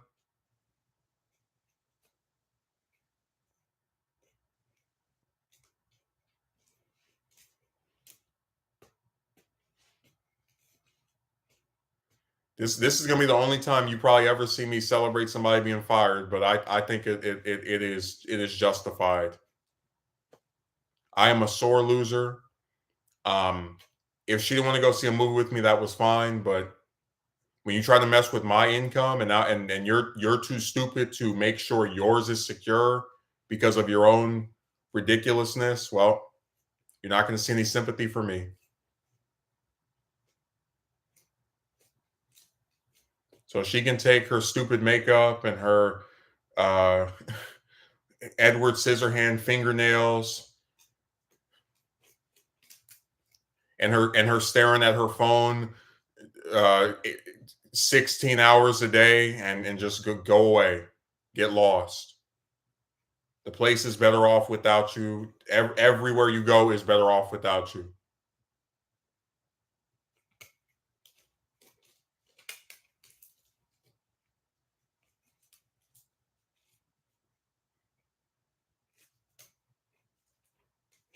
Serious, man. These people, they really think of life as a game. Like, they think the only thing you do in your life is you work some job where you don't really take it that seriously because mommy and daddy are paying for everything. And then when you go home, you can stare at your phone and watch stupid videos on the computer. with no consequence for the fact that you squandered the opportunity of, the job that you had. If you don't like it, then don't work there. And I'm the last one that will sit here and cape for a job. Like, I tell you, these jobs treat people like crap all the time, but it's like they kept giving excuse after excuse, like just a fool, man. Oh, it's absolutely justified, man. The amount of things she tried to sabotage with you, compromise your job position as well. She was a vindictive person. And remember, you need to have no job and possibly go homeless because you lightly teased her when she came and sat by you. That is in her mind a justified outcome for you making fun of her, nonsense. You should have no job and possibly be homeless. Oh well, too bad. Shouldn't have asked me to go see a movie. I'm not kidding, man. Some of these chicks are just evil. Like they're just demons. Like everybody always talks about the like the violence that men commit towards women, right? And I don't justify any of that, but there are a lot of things vindictive, screwed up in the head women can do to men that nobody wants to talk about. Like all the guys that pay all this money for child support for some kid that they didn't want with some woman that they were, not desiring to be with for the rest of their life. And remember, this was all this scorn began by just wanting to go see a movie with the bastard. Yes, and nobody ever talks about it. I'm serious. Like, if the situation were reversed and I stood her up, you wouldn't in a million years see me trying to get her in trouble for making fun of me for doing that stupid thing.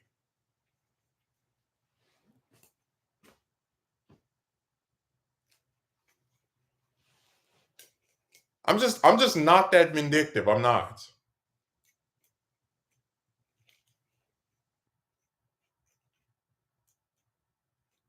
Even with the crappy relatives, I've never tried to do anything or been supportive of them losing their damn jobs.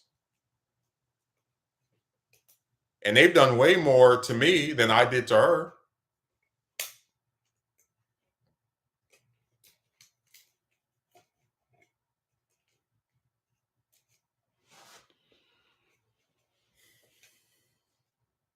I'm telling you, these girls are really evil.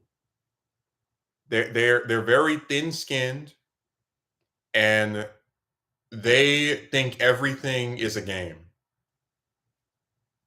They think that your life is a game. They think their own lives are games. That's why you couldn't get this girl to come to work half the time, even though she had a fully functioning car.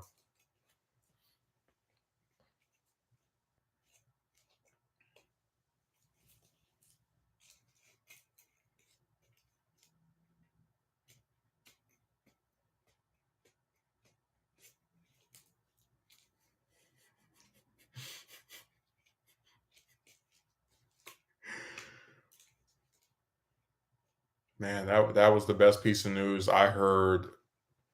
Probably, if not all year, then like over most stuff this year. It felt really good for the I didn't even get to mention for that shift. It was around 7 o'clock. They asked me if I could stay until 11:30, which I was kind of reluctant to do because you go there and it's one way and then they change it. But I agreed to it.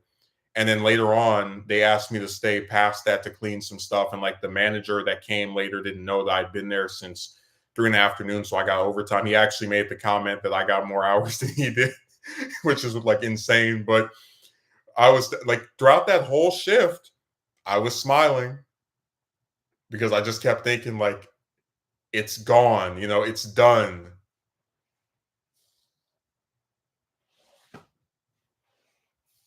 One of the people I despise the most, I never have to see again. It feels great.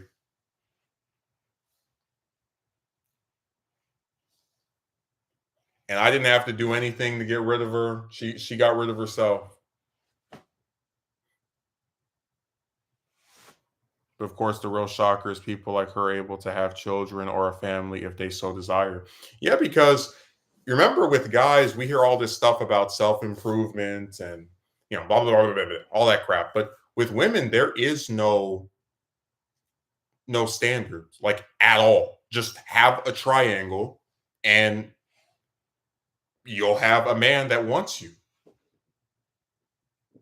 I mean, in her case, it's like, here's a girl who, like I personally wasn't attracted to her because of the age gap, but also like I'm just not into chicks that wear all that damn makeup. She's a lot shorter than I prefer. I don't really like chicks that are 5'3", 5'2", because I don't, like I think I mentioned like the one girl I ever dated was short and I had to like bend down and I didn't enjoy it. But here's a girl who, in all seriousness, I would be willing to bet if she didn't wear all that stupid makeup, she probably would not be unattractive at all. And she's just another example of this westernized, modernized, rancid nature of the modern female. I mean, when you go to work and you can't even show up to work half the time, and then when you're there, you're like, when someone tries to talk to you, staring at your goddamn phone the whole time the other person is talking, you're just a rude, um, mindless jerk. I like that's all it is. And you're a vindictive one too because you try to get somebody fired. You saw when I tried to talk to her like an adult, she wasn't having it. Can we please drop it? Because like that's what these people are. They're adult kids in terms of their mentality. Like it drives me crazy. I had relatives that would call me, well, the same like few, but would like accuse me of being childish. If you make jokes or if you laugh, then you're suddenly a kid. But there are things I take very seriously, and if someone who I tried to do that to wanted to speak person to person to maybe hash things out, come to some understanding, I wouldn't throw my hands up like a reflect like some defense mechanism. Can you please drop it? It's like this this is your best chance to if you're we're so incensed by what they did, convey to them what they did wrong. This person is laying it out. Okay, what did I do? Can you please drop it? Yeah, people like her are able to have children or a family if they so desire. And it's just another example of everything that's wrong with the world when, like, honestly, a big part of the reason why so many people are screwed up is because they come from parents who shouldn't have been allowed to be parents. Like they either don't have the temperament for it or, just the resources to do it. There's a lot of factors. Some of it is just parents who shouldn't have been parents to begin with. Some of it is environment. Um, I mean, I freely will tell you that I know a lot of people that if we lived in a society that based that like actually made it to where you had to have certain qualifications to be a parent, probably never would have any kids. And you know what I'm talking about, right? Like it's not even about like I decree you can't have kids. Like, no, you have to pass a test. You have to show a level of temperament, right? You're dealing with a child. You need to have patience. You need to be able to take things seriously, put themselves above you, value the life of another human being. Like I don't think a parent that doesn't talk to their kid, whether they're a child or an adult, values their kid's life. Because how the hell can you value the life of someone you haven't spoken to in 2 years? But people like that walk around and have kids. It's wild. There is no standards in this society, not for women anyway.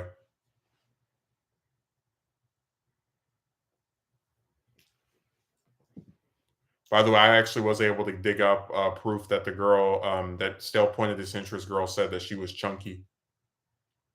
Like that was her way of describing herself.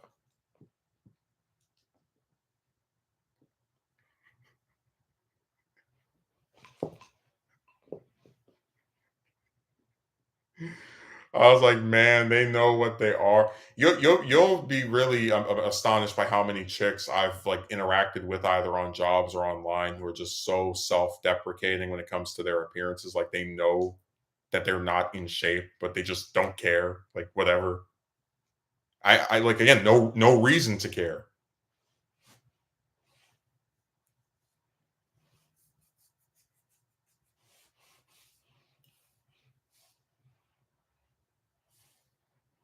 So they got the job. They had this one new manager. She is so damn huge. She looks like if you put two refrigerators and just like stack them right next to each other. It's crazy. Like I'm not even talking about people who have like a stomach. It's the whole, like the double chin and the arms they're like stretched out like this, and the chest that kind of like goes to where their head is sort of sunk in their body. And it's like what I'm always astonished by, because I'm telling you, and I'm not trying to brag or anything, but like I've gone days where I'll eat maybe a bag of chips, some soup. Like I've run out of instances where I've been hungry or barely had any food. It's like, what the hell are these people eating, and how often are they eating till? And I'm telling you, I only see this with women. Like there is a correlation between body positivity, but there is a correlation between men who have like a little bit of a stomach, you know, whatever, and these girls that are big. There's a girl, and when I say this, I'm speaking in a paternalistic way. Like I want you to understand that. There is a girl, I think she's like 17. So this isn't some girl that's had 2, 3 kids and she's like 30 or something. There's a girl who's not even 20, and she has hips that are so, like her hips are bigger than probably any female in my family that's not like middle aged or even older than that. I mean, she looks like if you took Rouge the Bat and put like one of those what's that damn, it's like the House of Mirrors, like you go in like a mirror and it makes people like look weird, like have exaggerated proportions, like just huge hips, like just ridiculous. And I was thinking to myself, this is a young girl, like what the, and, and it's not even a thing of like, oh, she's really overweight or something, because she doesn't have like the double, like if you looked at her from from like from this angle, you probably wouldn't think that much of her appearance. But then when you see her walk past you, I mean, it's insane. I'm just like, what the, oh my god. The body types on these females, man, they are all over the place. You see proportions that you just couldn't imagine were real.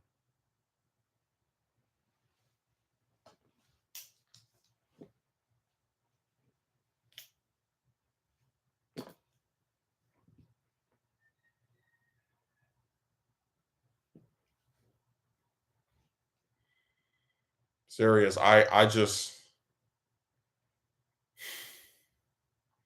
it's really sad that men don't have standards. It is, because they're not doing these girls any favors. This stuff is not healthy, and I just, I really feel bad for them to a degree.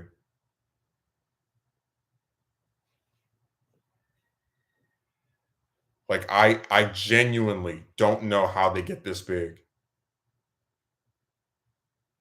And they are levels of obesity that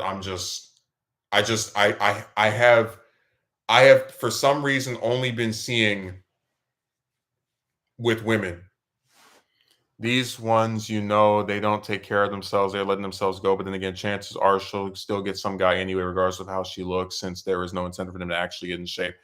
Dude, I tell you, there was another female manager that used to work up there who talked about having this boyfriend that like took care of her and whatever when she was sick. And I was just thinking to myself, how is it that you had like, oh, you are ugly. That's why you have no girlfriend or whatever the hell. But then you have this woman who is so damn big that when she puts her phone in her pocket, you can see the phone, like her back pocket, you can see the phone bulging out of her backside as this giant rear is like pushing it, almost to where you would think that back pocket is gonna just pop off, like combust. And you're like, that's the woman that some guy is like, yeah, baby, I'm gonna stay with you. It's like, give me a break. Like, are you serious? Really?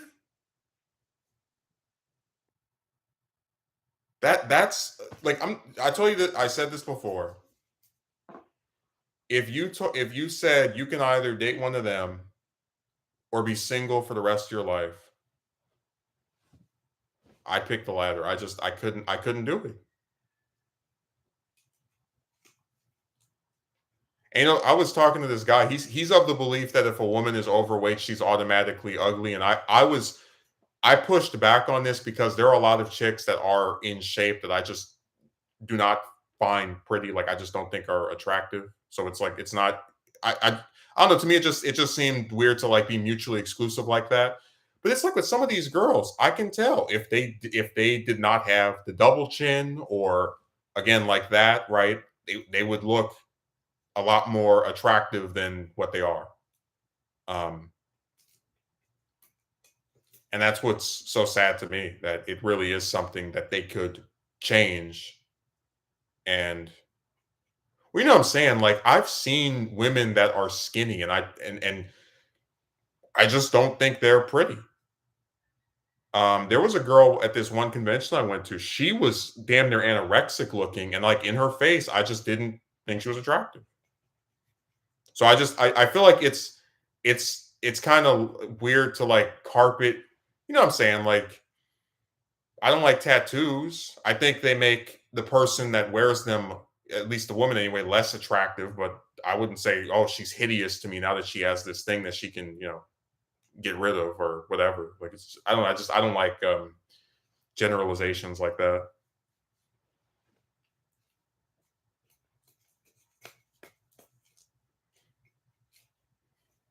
But people don't believe in nuance. They want to always carpet.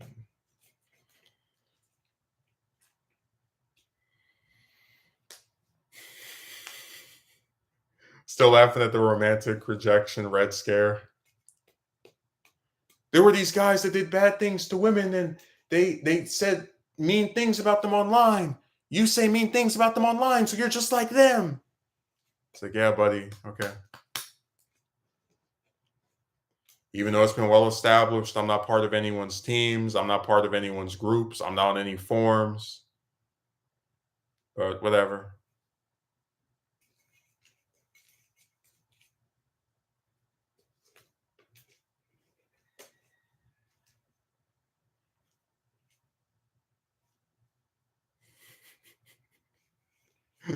We got the triple R S, the romantic rejection red scare. You are I word and you're an I word and you're an I word and you're an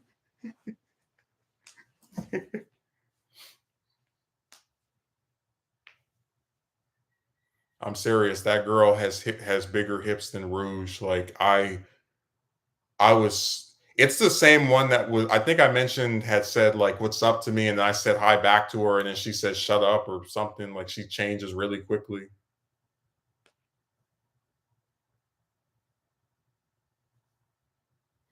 I really did like that one part you mentioned in the what could have been video.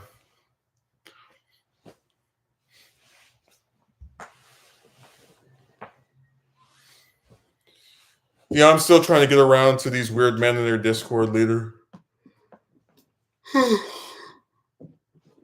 Screenshot all of them and then just write back, respond to their nonsense about people making you so afraid of being characterized in a way so you'll say nothing and suffer and so. Well, that's what their end goal is. Because think about it, women come online and talk trash about men all the time.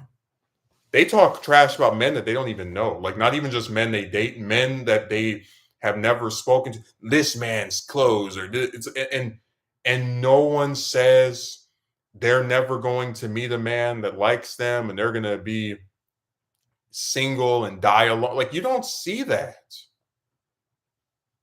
They get to be as old. You know what? I'm not even trying to be funny. If I had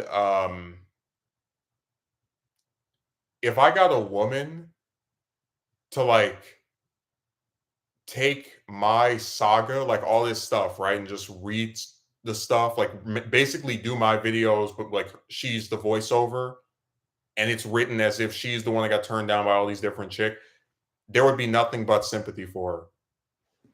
Like I'm serious. If you frame it as a woman, not even just like a woman getting turned down by men, which is already sounds like some of a fairy tale, but like if you framed it as some um woman who likes other women that was turned down by these other chicks that wasted her time and that said all these different things to her that were of such and such nature, but it didn't pad out. And she has this dream of having a family and being married and constructing something together. I guarantee you the response would be completely different.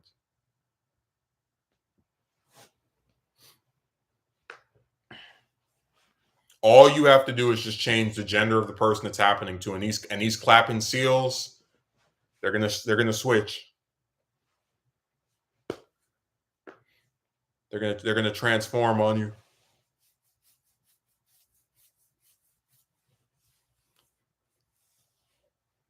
It is scary,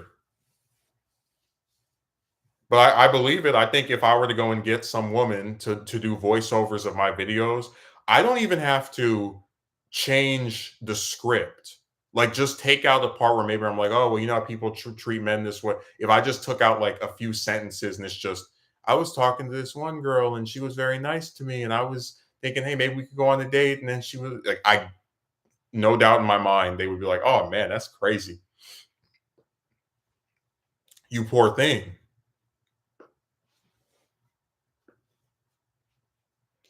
You better believe if some woman went on Discord and got into some call with some other girl and they're talking about all their past issues, and then all of a sudden that woman starts acting cold to her and then blocks her for saying that she missed her, or blocks her for writing a poem or whatever the hell. People be like, damn, she turned on her really quick. What happened?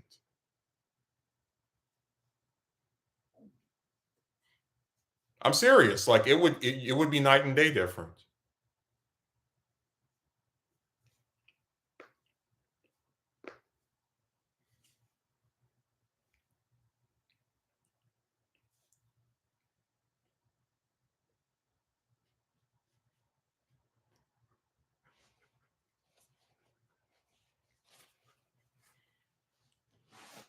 I have encountered some videos of chicks who are discussing their issues or them venting and supposedly being alone with no friends or partner.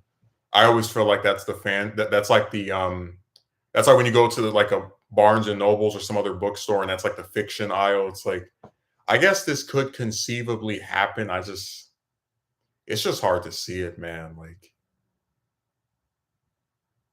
serious. I know so many chicks at the job, at other, and like they always talk, oh yeah, this guy came up and said he likes me, and the comment section is so different versus a guy's channel. Yeah.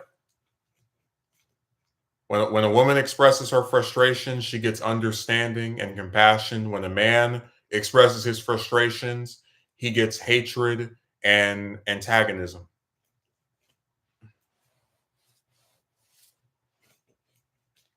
Let a woman make a video about people wasting her time and see if somebody comes in and talking about they don't like her hair or her jacket or what she has on her on her hands, or I mean, like it's weird.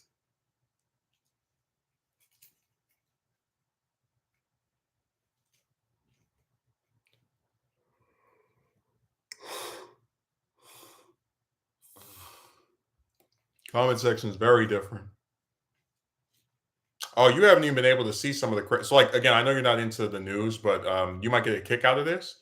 So there is a historian, Michael Eric Dyson. I read some of his stuff in the past. I thought he was a nice writer, but he was on CNN about a month ago with this congresswoman that called Harris, right, the vice president. Like she mispronounced her name or pronounced it differently than the way other people are pronouncing it. Just some old goofy stuff. And within the past, I think, week or so, she revealed, the congresswoman, that he had sent her some DMs where he was like, "Ooh, we look good together in this picture," and I think it was like a heart emoji or something. And like basically she was insinuating that he was like trying to flirt with her or whatever, just writing weird stuff in her DMs. And man, he put up this video. It was like 5, 6 minutes where he's like, I don't see why what I did was bad in calling her gorgeous because I have also called other women gorgeous. Here's example A, B, C, D. And I was just sitting there like, I went like, man, all you had to do was just say nothing. Just let her show these DMs that you shouldn't have sent in the first damn place. Not like there's anything criminal in there, and just that's it. Just let her get her little cheap victory point off of supposedly exposing this man that wants to date her or whatever, and that would have been the full tale. But because he wanted to, I guess, prove his virtue, he made that video that was like 6 or 7 minutes showing he's calling all these other random women gorgeous, which is already making him look worse. And then he went on the View and he was like, I am not interested in her and I'm not trying to get with her. And what is she talking about? And I changed my mind. She actually is a bigot. Oh my God. It was painful. I was like, why? Sounds like he put his foot on that one.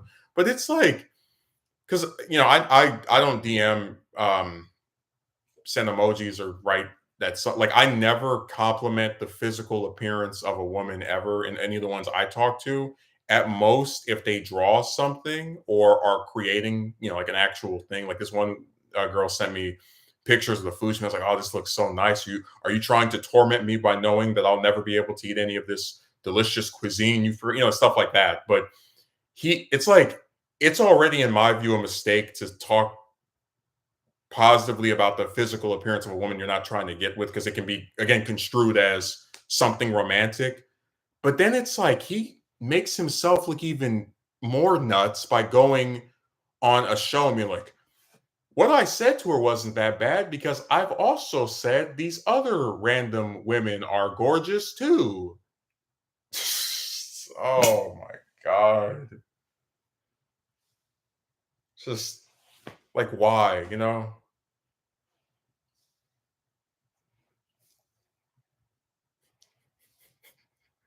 one of my other favorite stories from this week. I didn't even get to talk about it because I just been so like dealing with all the nonsense at the job. So Trump's wife is putting out a you'll love this. Yeah, he dug himself an even bigger hole. You'll love this. So Trump's wife is putting out a book, and she only has done like I think 2 interviews, both with Fox. Apparently, CNN asked if they could do an interview with her. And you know what the interview is, right? You sit in front. I mean, you know what the interview is. You sit in front of the camera, answer questions. And apparently it was either her or her publisher was like, oh, okay, you can have an interview with her, but we'll just need $250,000 for her to sit down and talk to you guys for half an hour. Hey, you want to do an interview with this person that has a book coming out next week? Okay, just give us 250 grand. You I'm not kidding. I still might make a video about it because it's just so insane. For her to sit down for a half-hour interview, or just an interview that's not going to be that long, right? Just answering questions about her new book. She wants $250,000, 250,000, those 6 digits to sit down for the interview.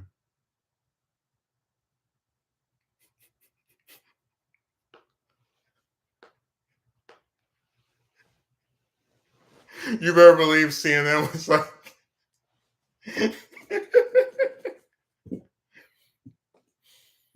when I read the article, I said, I mean, you're married to a billionaire. Why do you need 200? Okay, whatever.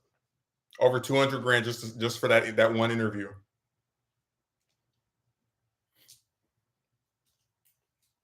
I should do that. I should be like, hey, you want to interview me on your channel? Um, Okay, 50 grand.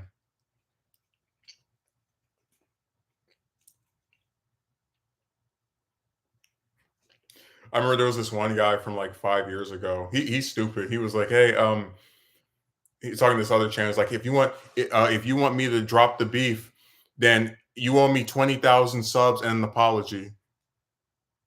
And the guy that he was saying this to was like, "Nobody on YouTube controls how many subscribers anyone has, except when you go out and buy them. We're supposed to be like, I'm sorry, here is a fifth of 100,000 subscribers. The greed is off the charts."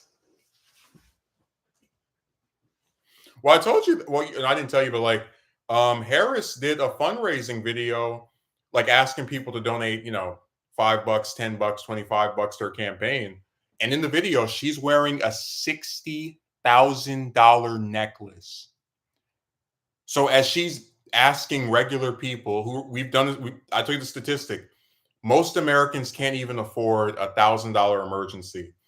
At like as she's asking for them to give her whatever sum of money that they can, she is sitting there wearing a $60,000 necklace.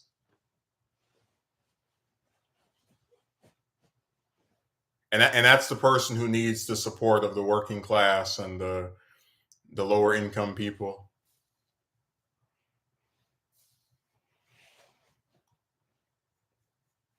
I'm gonna tell you something. You're never gonna see me wearing an article of clothing, whether it's a pair of shoes, a shirt, some pants.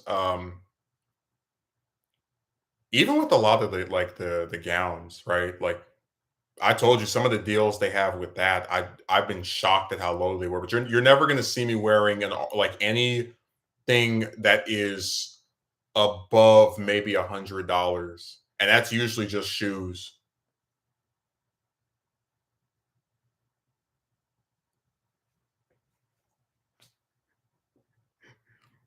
Megumi, I need you to donate 5, 10, or $25 as I sit here in my with my $60,000 necklace on.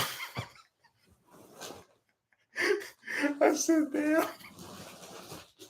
And I didn't even know that until somebody else pointed, because I'm not into jewelry. I don't like just know, oh, this is with this company or what. I was like, damn, you really ain't no way in hell that's happening. Get out of here. Dude, she's wearing a necklace that is so like, let me explain this because I like put it in relative term. I think in the UK they have like different currency.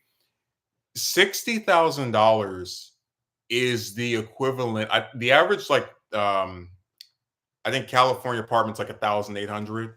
So with 60,000, you could pay rent for what, 2 years, 2.5 years? If it's three 600 for 2 months and you multiply that by 12, you would be getting hmm. Actually, I'm making a mistake. If it's 3,600 times 6, then it would be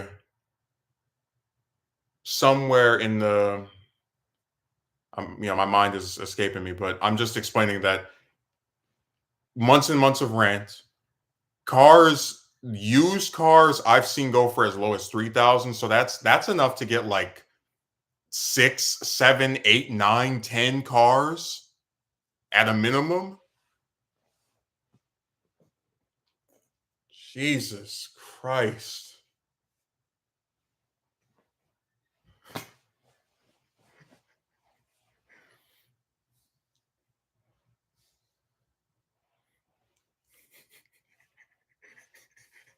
I'm just I'm just picturing like all the people like, we have to help VP Harris defeat Trump. It's like, well, if she wants so much help with these donations, why don't she take her necklace back and and use that for the campaign? Pawn the necklace, and you'll have 60,000 to pour in your campaign.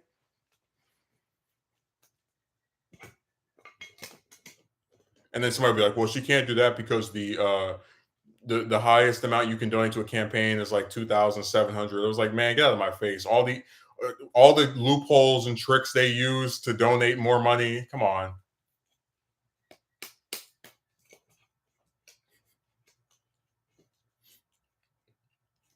I am disturbed by how much like clothing costs, like the stuff people will put on, you know.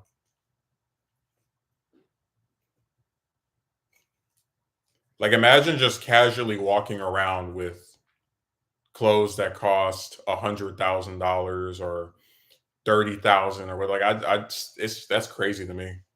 And remember, a lot of these suits are identical to each other, so it's like, what? Why even bother getting like a designer suit? It looks the same as every other suit.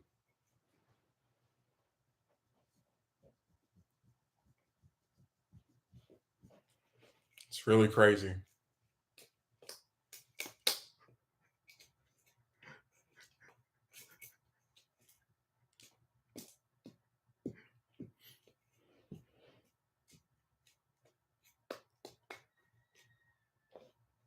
My favorite thing about Melania is that on her website, let me go over there actually.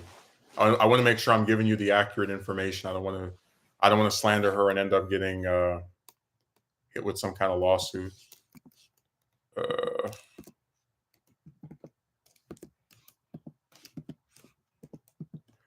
so with a lot of these books that are coming out, crap, I forgot. I forgot you got to put her last name into. I thought she had bought. She's like Rihanna. They just have one name. But with a lot of these books that are coming out, they do this thing where they're trying to maximize profit, so they make like several different versions of it. Um, so when you go to her site, they really have this under collectibles, publishing. Here it is. You can get the regular book, like the regular memoir for $40, which I already think $40 for a book is insane, but whatever.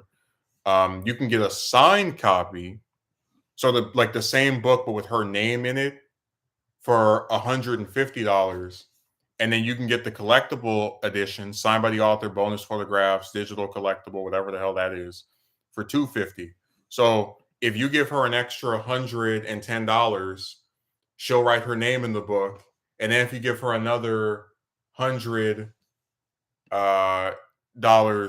you can get the book in inverted colors. So basically, if you pay 40 or 150, you get the Venom version of the book, the regular version of the book, and then if you pay 250, you get the anti-Venom version of the book. What's some of that one Pokemon game? You get the damn, I'm forgetting the names of the legendaries. It was like Zekrom and damn, but you get I never really cared much for that kind of thing. I mean, I guess it's kind of cool, but the price usually is outrageous. Well, my thing is like, is it really worth another $100 just for them to write their name in it?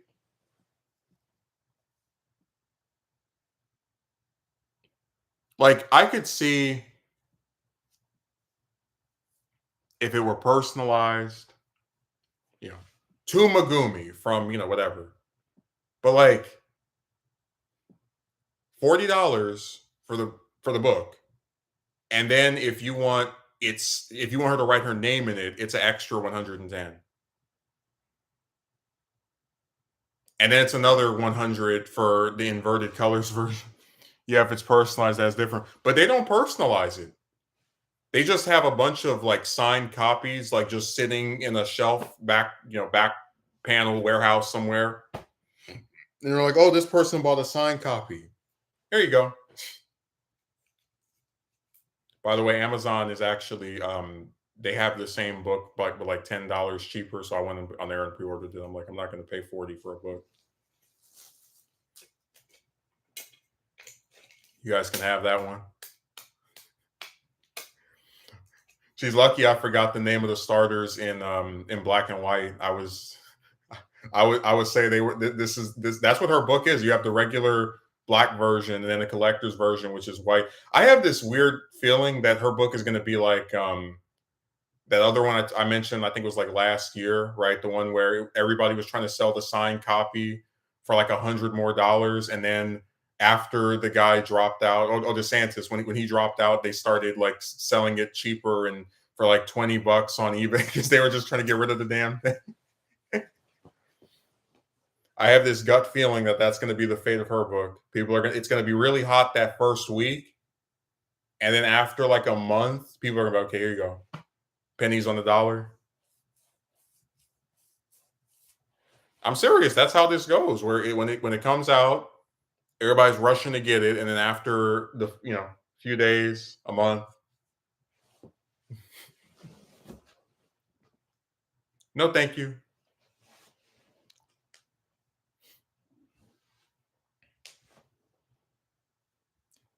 No, those were the starters. I meant the legendaries. It was like Zekrom and Rashigram or Rashigram or whatever. I remember the starters.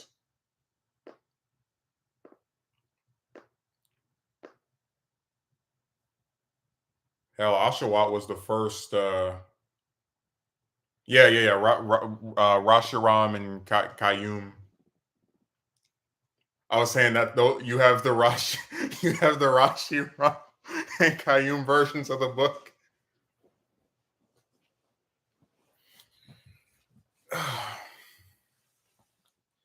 Yeah, they tend to be the games I replay the least of any of the ones where you can get like a ROM of it. I tend to pop them in not as often as the others. Um, just because Gen 5 is the most, like, I remember people said that Gen 3 was a reboot, right? Because of the whole like, oh, it started with Ruby and Sapphire and it wasn't backwards compatible.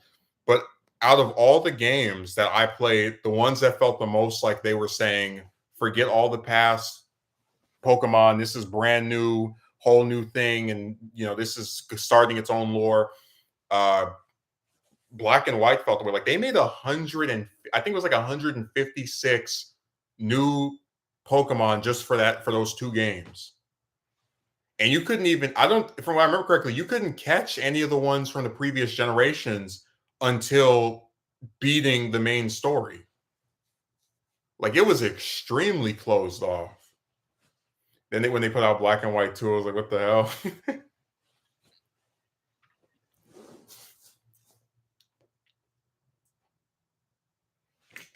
I just thought those games were so weird. Like that was the first generation where you pick the same starter twice.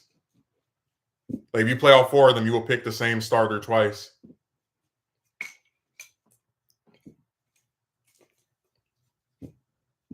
Because that was one of the things I always did for the different generations. I would have like for Ruby, Torchic, Sapphire, Mudkip, and then Emerald, Trico, and then I mean, if we go even further beyond, it's like for Diamond, probably Turtwig, and then Pearl, Chimchar, and then Platinum, Piplup.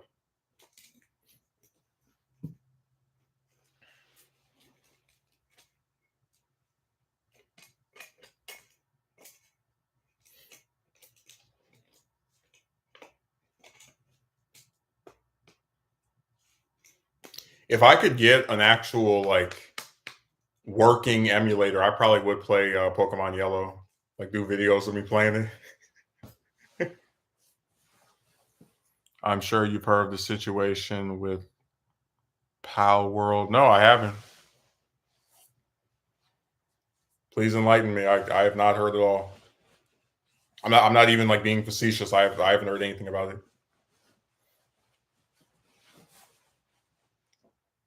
That'd make for a different kind of video. Like why I don't evolve hardly any of the Pokemon I use in any of the games. Because I was playing Emerald the other day, and like I had all three of the starters, and the only one I evolved was Trico. Like I like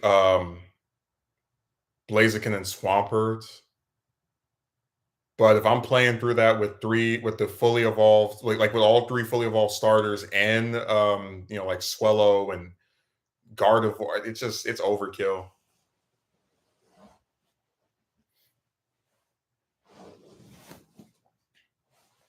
Nintendo filing lawsuits to get power for using. What the hell? That's nuts. Well, I hope their lawsuit fails.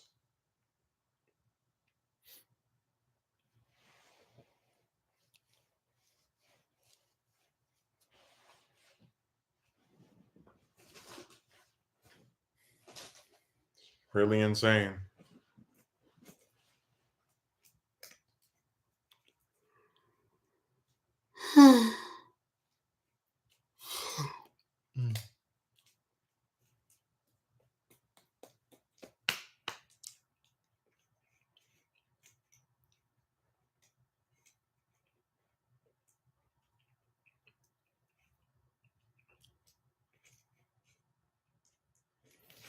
I just wish this wasn't an era of DLC and remakes. Well, get ready for more of it. I mean, hell, look at Sparking Zero, that new Dragon Ball game. It's like you guys are doing a sequel to Budokai Tenkaichi 3 supposedly, but then you cut out characters from Budokai Tenkaichi 3. Like when I found out they got rid of Super 17 and what's the other one, Nova Shenron, I just like put my hand over my face. And then all the Dragon Ball characters are gone. So you already know it's DLC time for them. And it's like imagine having to pay DLC to play as Kid Goku. Like the hell?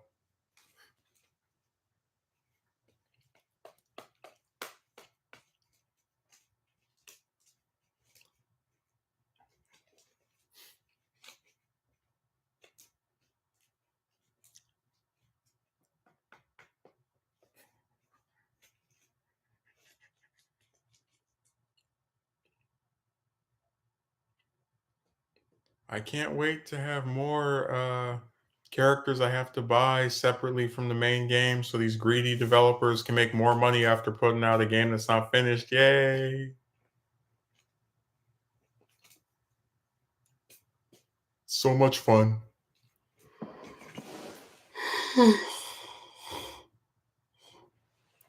Hmm. Oh damn, let me turn the brightness down.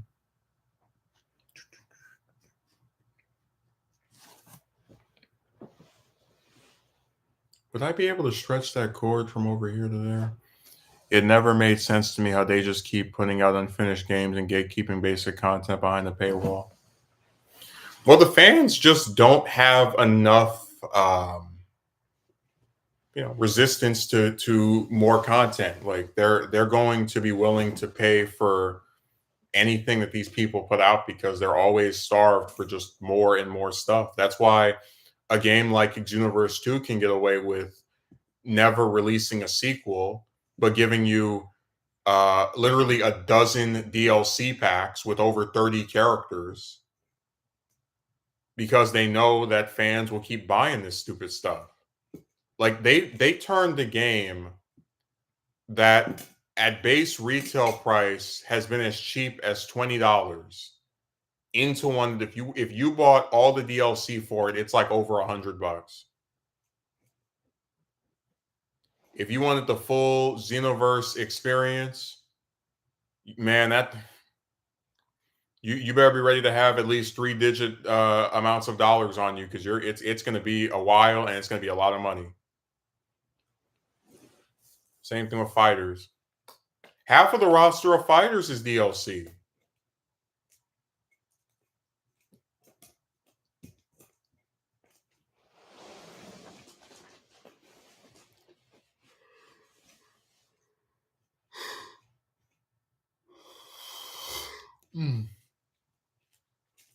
The only game where most of the characters aren't DLC is Kakarot. Still no Krillin, by the way. You can play as Tien, you can play as Bardock, and I think Future Gohan. I'll have to look it up again, but no, still no Krillin.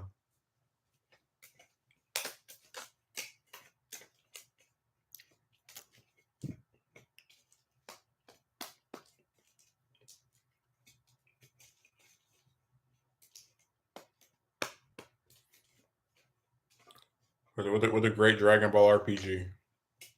If they aren't Saiyans, nobody cares, unfortunately. I still don't understand the logic of not having Super 17 in the base game for Sparking Zero. Like I legitimate. If you go through every Dragon Ball game that has included GT characters since at least like probably the first Budokai Tenkaichi, he's been in all of them. Like I don't understand the logic of not having him. It's just weird. You'll be surprised how many like old Dragon Ball games I would go back to play just for like a specific character. Like, oh, in Rage and Blast 2, you can play as Android 14 and 15. I'm like, yay! I can recreate Super 13, the movie. There's this one Dragon Ball game. I think it's called Super Dragon Ball on the.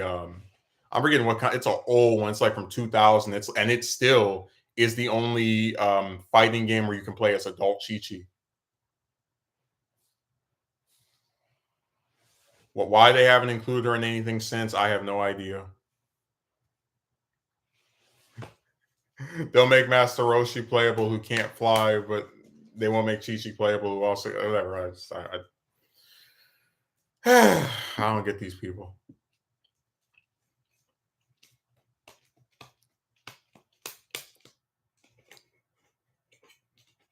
No, like I was looking at the roster of Sparking Zero and like scratching my head. I'm like, okay, wait a second. So I can't play as Kid Goku, but I can play as Coquette, who was like one of the members of that Universe 10 team or whatever. One of the like sub bosses for that group. I can't play as King Piccolo, but I can play as who's another character they include. I'm just like, what the hell? It's a weird roster, man. It is really weird. Even the little basic, like, do I expect them to put in GT Goten and have GT go on as like a costume for? No, I don't. But like, damn, why? Even the most basic ones that they've been sticking in every game, like the basic GT characters in the fighting game are Kid Goku, who by the way is in the game, but they made him look like the Goku from the original Dragon Ball because he doesn't have the tan. Pan, GT Trunks with that horrible outfit of his, Omega Shenron Baby, Super 17, for the most part, Nova Shenron, and maybe Oob, and like that's pretty much it. It's like 8, 9 characters, like a really small but basic roster, and they can't even get that right. I know you don't like the outfit of GT Vegeta, but when they put him in Xenoverse 2, I was like, wow, they're actually trying to still give us more stuff from all the different eras. I was shocked when they made him playable, because it's usually we only get Super Saiyan 4 Vegeta just like as his own separate entity.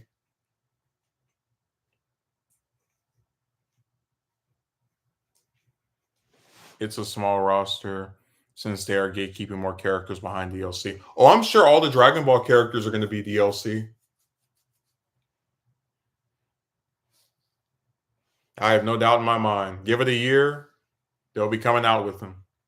And all the fans are going to go, yay.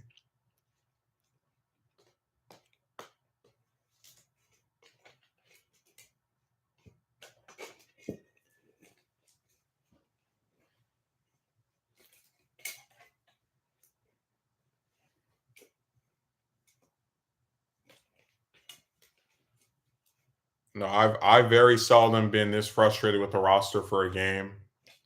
But if you're not, like, my thing is, if you're not going to keep all the characters from the previous game, why call it a sequel? Like, why?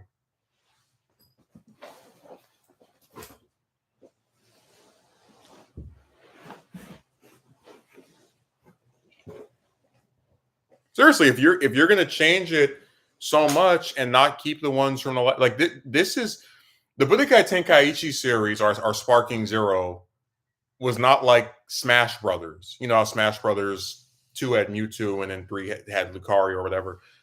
You know, it doesn't. They always kept building and making the roster bigger. They don't like take out characters because of whatever. So it's just weird to me that they would go that route with this game. Oh, let me plug this thing in.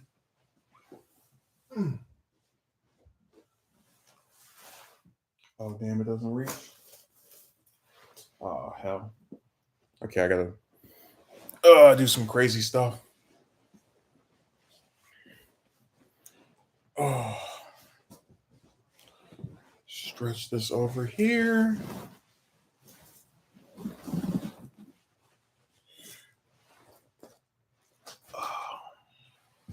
And then put it to be in this position.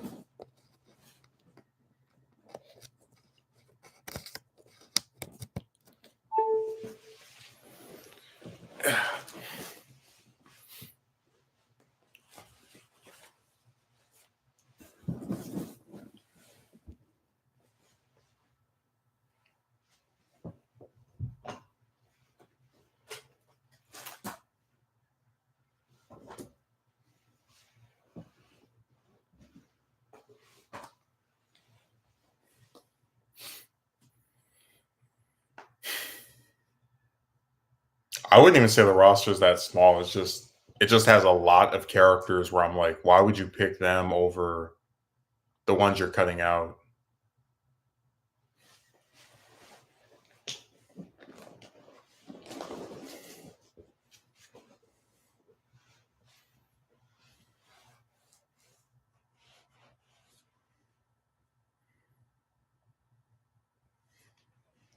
Same as Dragon Ball has been on like the biggest suicide mission for a franchise I've ever seen. Like, you have this movie come out I really like, and then you have this arc that was going in the manga which I really did not like, and then you start adapting the movie in the manga right around the time the original creator passes away, and then you announce there's going to be some weird series where all the characters are kids again.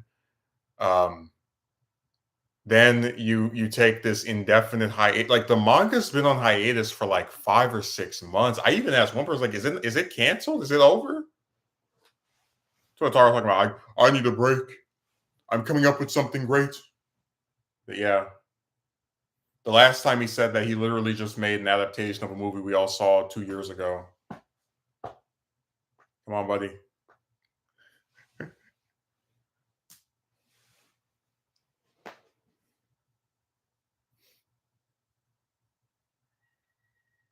I feel bad for anyone that believes a word he says.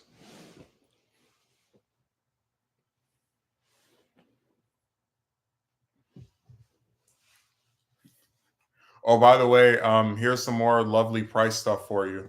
So, Deadpool and Wolverine came out on digital a few days ago, and I remember having a conversation with you a long time ago about how when it comes to physical releases, I can understand $20 for a movie because you're paying for the film and the case that it's in that's going to protect it and make sure it doesn't get scratched up or, destroyed by the rain or whatever.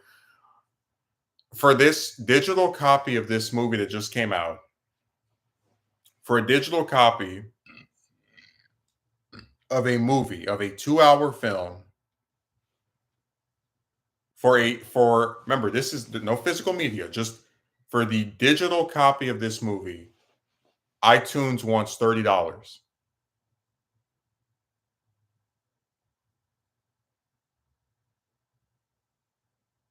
I looked at that price tag, and my thing is, I enjoyed the movie. I thought it was, I had fun with it.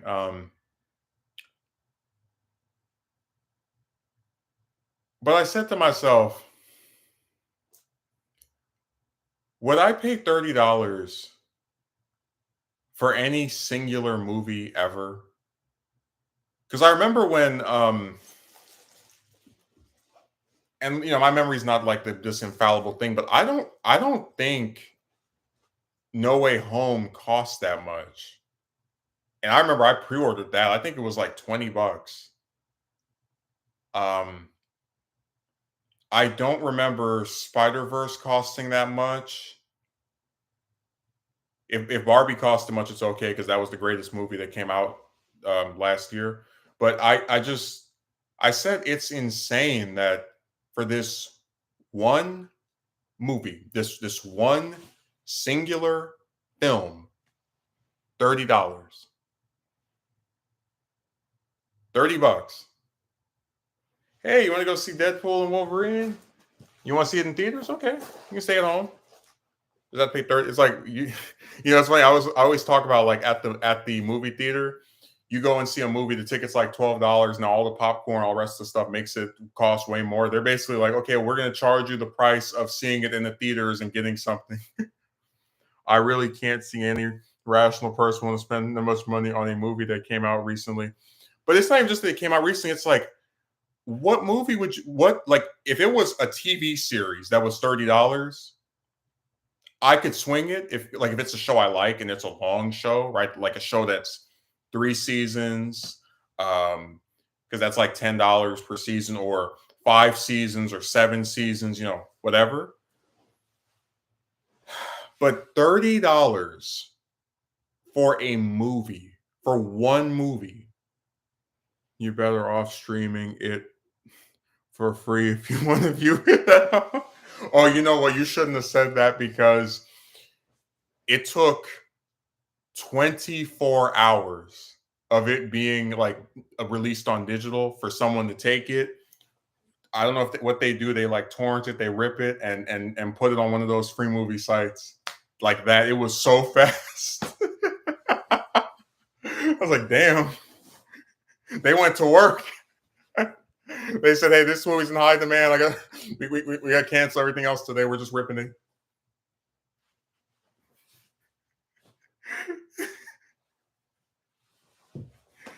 Man, imagine paying $30 for one movie.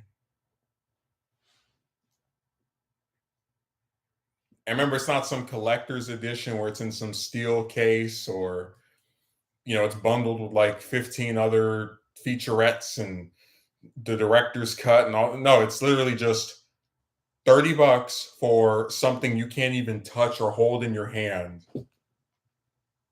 And that's what the price you're supposed to be willing to pay.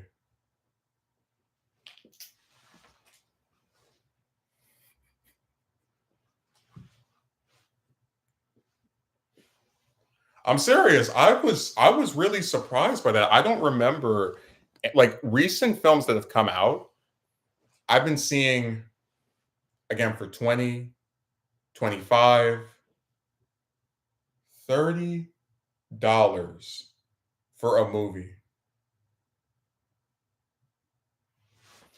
Dude, it's not even physical. That's my point that like I was always able to justify the fact that when you get like how like with a lot of like TV shows they have box sets, right? Like the whole series in this big box set that you have at your house or whatever you display, whatever, right? All this money for something you can't even touch. All this money for something that it's like it's on your phone, it's on your computer. You click the button, you press play, and then once it's over, I guess you just replay it. Like it's nuts to me, dude. $30. I spent that yesterday. I was able to get what is that, about 6 or 7 tanks of gas, and if I go to the market, I'm able to get like a week's worth of food with that. It's nuts. And I like that movie, but not enough to pay 30 for it. You can get the whole damn Raimi trilogy for that cost. Actually cheaper.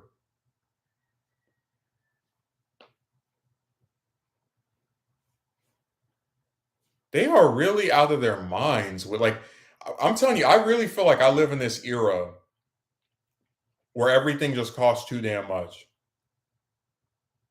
Like if in your mind you have an idea of how much something is supposed to cost, just adjust it and suddenly it'll be like a price that's more reflective of what you're going to see or whatever. Like if you just think, okay, it makes sense that this would be this price, but in all likelihood, because everything is so backwards and screwed up, it's probably going to end up being this other price. Um, then it'll be reflective of the one that's a lot less fair or a lot less appealing to what you would prefer.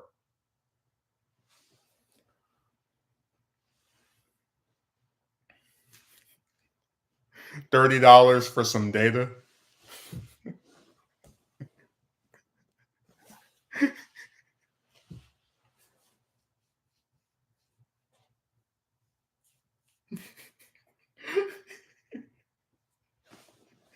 $30 to be like, oh yeah, I have this movie on my phone slash computer. Oh really? Wow. I really hope they lower. I believe they will lower that price by the time we get to December. But damn, that is crazy. You can't buy movies without being a millionaire at this rate.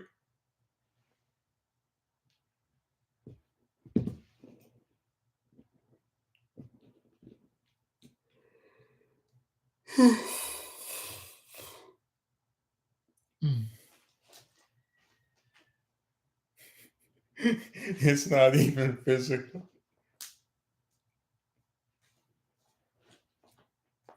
Trust me, when I looked online, it took 5 seconds to find somewhere that was streaming it in beautiful, crisp HD.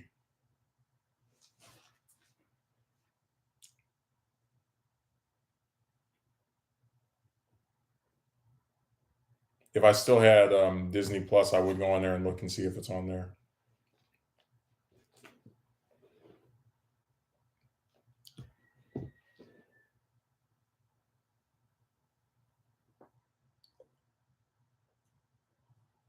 It's really insane.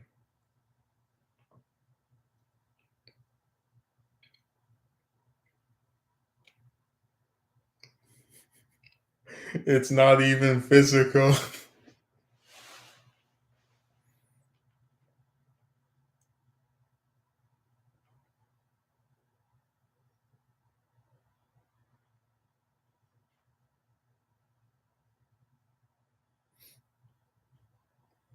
I'm telling you, every time I go to the iTunes store and I just start looking, because I thought I was like, I can get songs, like a song usually for $1, a little bit over $1. And I was like, why is it that they know instinctively if you're just hearing a track, there's no reason for one song to cost that much. Like they know that. That's why every song I've seen so far has been $1 or less. But it's like for a movie, they really think it's okay to try charging somebody 30 damn dollars for it.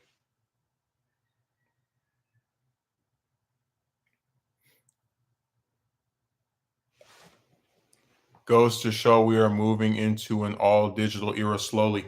Yeah, because like they put out trailers. They're like Deadpool and Wolverine is now exclusively on digital, and it's like, okay, so you're trying to tell me that you guys are either too lazy or just whatever, not willing to put out a physical release of this movie yet. So if we want to just stay at home and watch it, we if we pay your outrageous price, we can stay at home and watch it. Okay.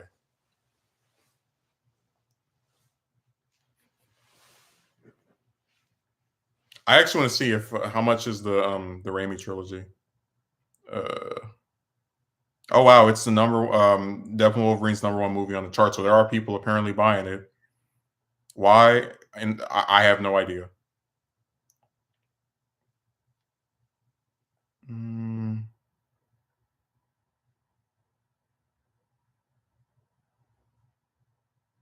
Oh, the crap! I can't see the price. Wait, let me see. Yeah, I can't see the price because I already have it. Damn, I won't be able to show you the discrepancy. Unfortunately,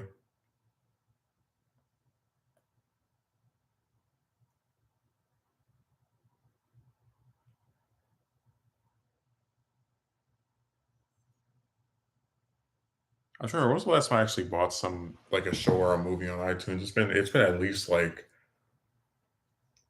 it has to have been at least 3 months because I know I haven't bought anything since I've been over here. So it's just wow.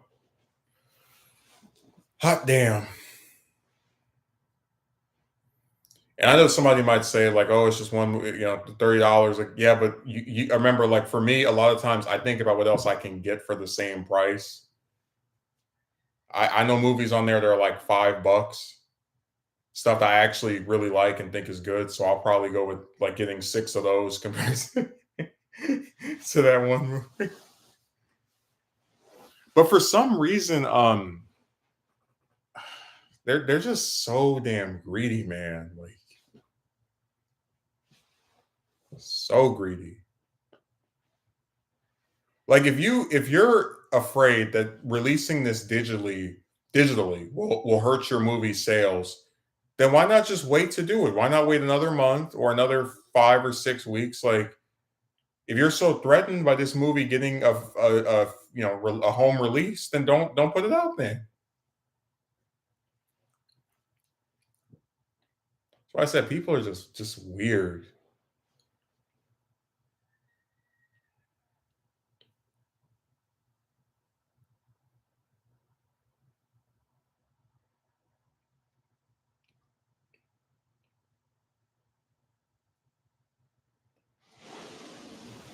Mm. I think we're good so far with the charging. The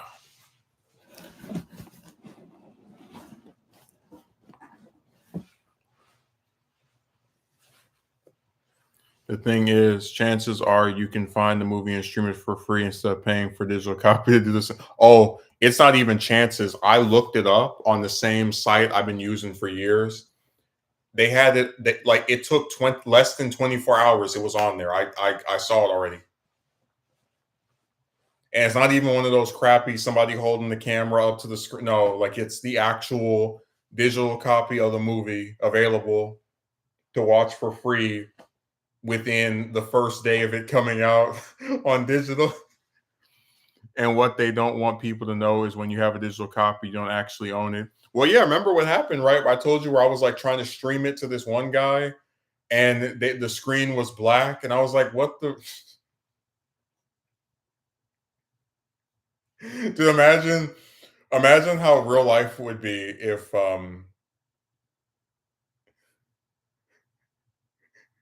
every time you tried to like if I'm watching a movie on my own TV and I pull out my phone, like, oh man, look at this scene, I want to show it to you, and then all of a sudden the screen is like it's weird.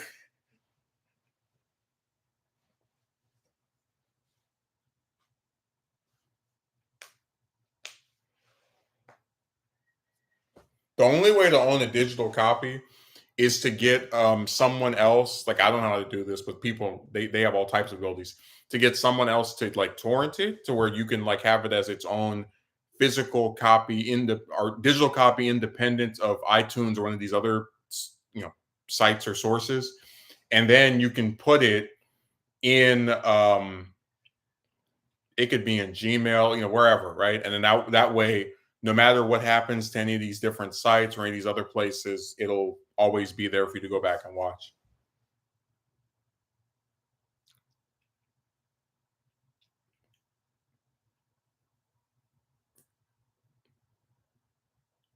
No, you know the people I'm talking about, the ones where they get a digital copy of a movie and they find a way to like break it off from what it is, they probably like rip it off a DVD, torrented off a DVD, and they put the file of the movie up as like a video on some site where you can download it.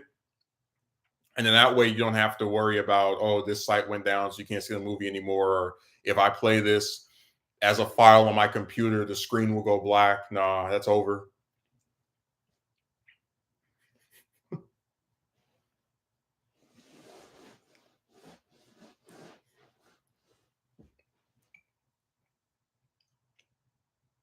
I'm really not kidding. There's a whole bunch of TV shows that you can get for $30. Like there's so much more content you can get for that same price.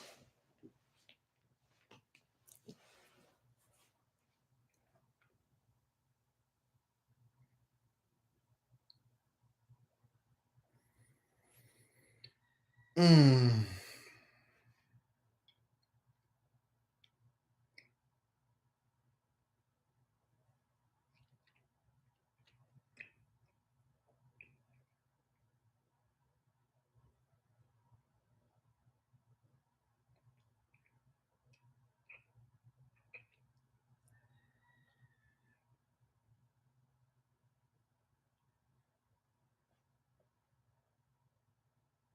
Oh man, if you spend $50, you can get Deadpool 1, 2, and 3. Whoa.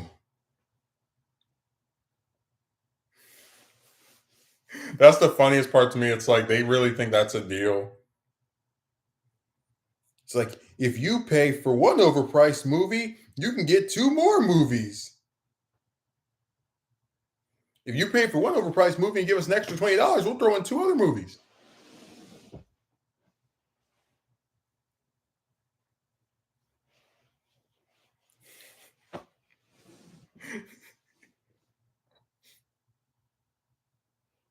They're like remember the managers at my job. Uh, your discount only applies to one combo. So that thing that used to be 11, now it's 17. But see, we're still doing you a favor because when we charge our regular customers, it's 24. Ah, it's like, yeah, that $6 you guys are saving me isn't making up for the six you're robbing me.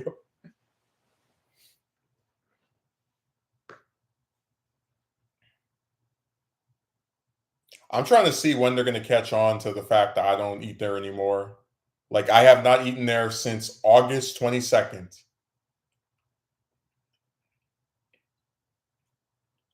I go to some other restaurant or I eat something at the place before I go over there. I'm done with them. They're history.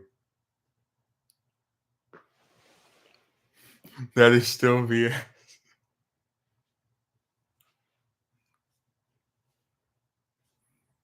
Oh, let me read what you wrote. I didn't see it. They must have put some code on the file that when you watch from their streaming service and try to show someone else, the screen goes black. That kind of stuff rubs me the wrong way. Yeah, because if like these companies are very short-sighted. When you have someone come over your house, just as an example, and they watch a show or a movie that you own, they don't own, that free advertising may get them to purchase the same show or movie for themselves. When you try to show somebody a show or movie on your computer with the same intention and the screen is black, well, it turns the other person off from wanting to see it. That is still BS. Once I think you might not have been here for this, but like they had me making some food one day and it really like pissed me off because I mean, when you start working somewhere and they have you doing one thing for 11 months and they try to like change it, it probably won't go over that well. But they didn't tell me that we had closed and I was like still making some stuff. So like when they said we're like closed, I put some of it in my pocket and then like took it home and ate it. Tasted really good too. It was hot, fresh off the stove.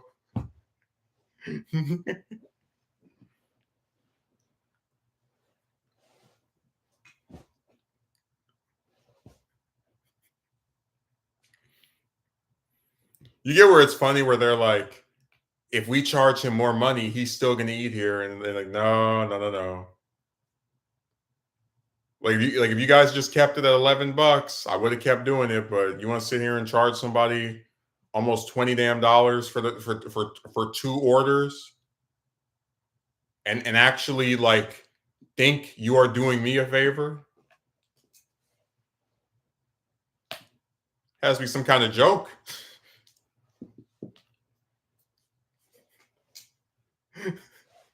We're gonna be thinking I'm kidding.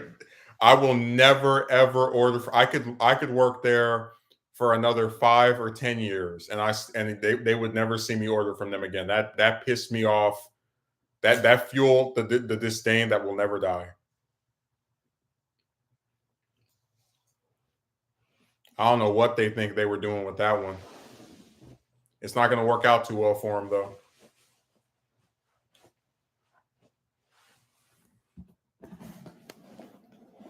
We couldn't just keep it at one price. We had to try and upcharge you. Well, now there will be no charges at all because nobody's buying it. I will absolutely go to the market and eat 2 or 3 soups for, $4 or $6 compared to, the crap they have over there.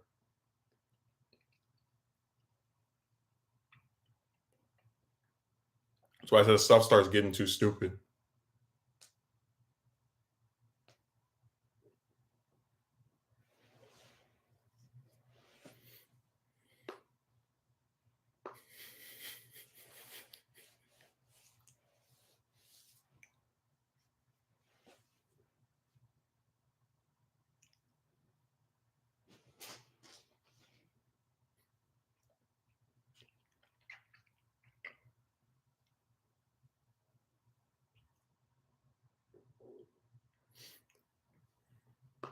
Yeah, it'll be real nice to arrive there and not have to worry about, oh man, this person is here, and I say nothing to them, they say nothing to me. We try not even look at each other. I'm glad that is over.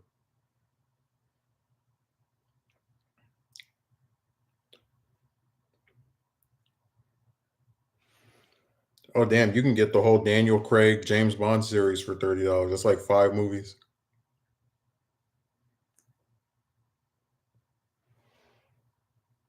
That's why I said they're really stupid for making it that cost that much. Especially since they already made over $1 billion on it. Like what the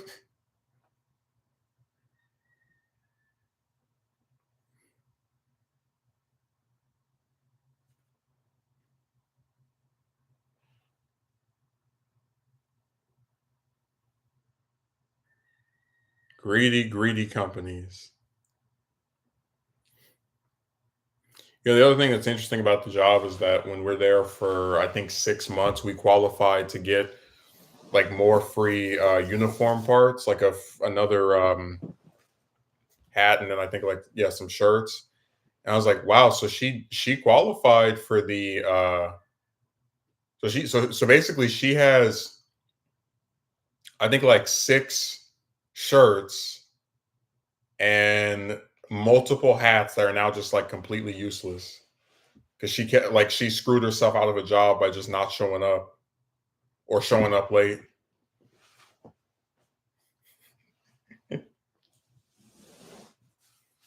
It's real like my thing is I just think it's so interesting how the whole point of giving the employee like more clothes the longer they work there is that it's supposed to incentivize you to keep working there and also to like just make up for the fact that after several months of wearing these 2 3 shirts your stuff might start to stink or be faded or what I'm talking about. So like I just think it's funny that you have a bunch of stuff that you just no longer that's like completely useless now. Like just because you were too dumb to just keep your job. The job that normally doesn't even fire people anyway, unless they just get to being too out of line to where the system is like, no, you can't keep this person.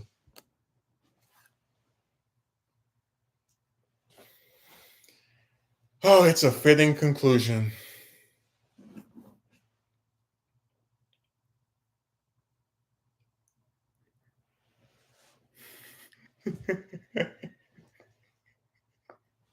I still can't believe it, man. After all these months of, oh, look, she's late by 10. Because like, I'm not kidding. When somebody keeps getting away with something, it really does seem like they have plot armor. Like,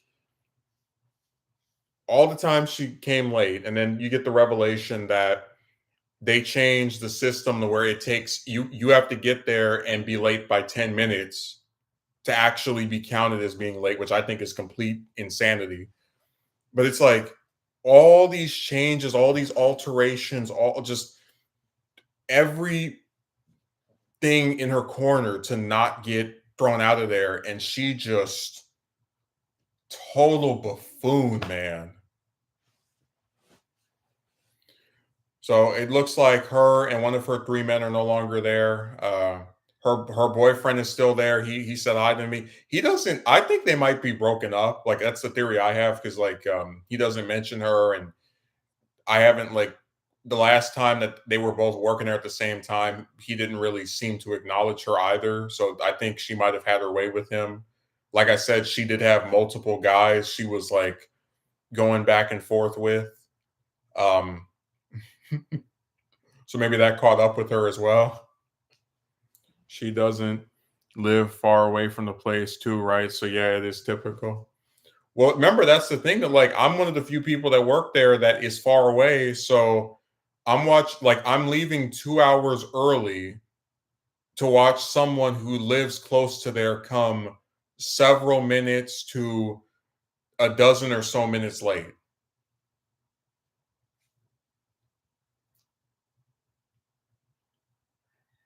I'm not a very social kind of person. Now I'm not a very employed kind of person. I don't do texting or showing up for work on time or sometimes at all.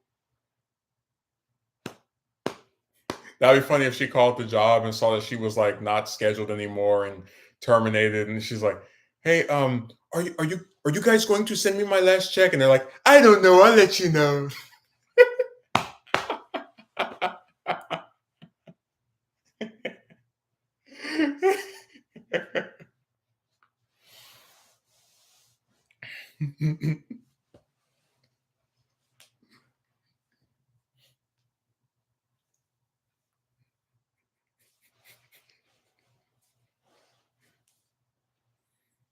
I'm telling you, we couldn't do this stream without including some of the highlights because there was so much stuff that sometimes it like is out of your memory.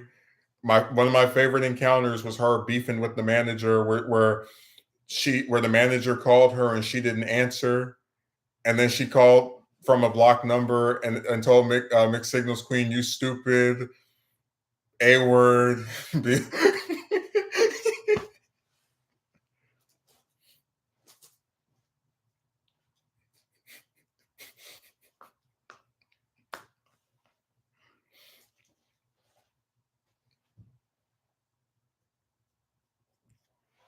Or that time that they had those times they had her take the trash out.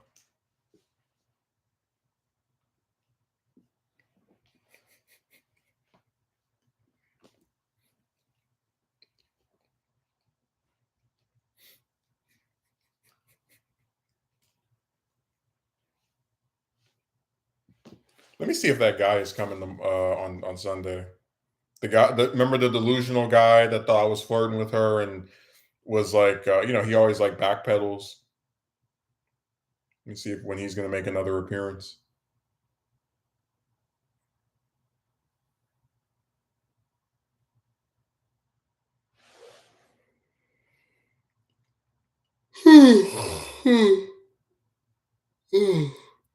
Mm. Mm. Do, do, do. Yep. I wonder if he'll notice. That's the same guy that we didn't see me for a few weeks. He was like, "I thought you'd been terminated." I was like, "For what?" These people that are just too lazy to look on the schedule. I should do that. Like when I see him, don't even mention her like at all, and just see when he eventually, if he ever catches on to that.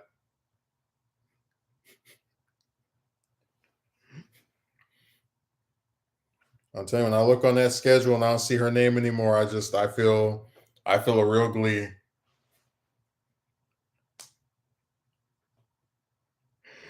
I go.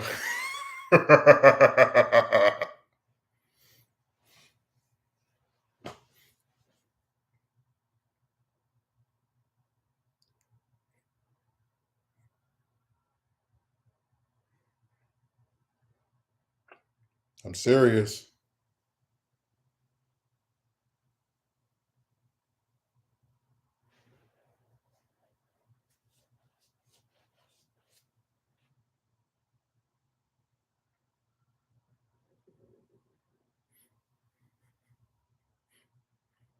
I just can't believe it. I can't believe they finally did it.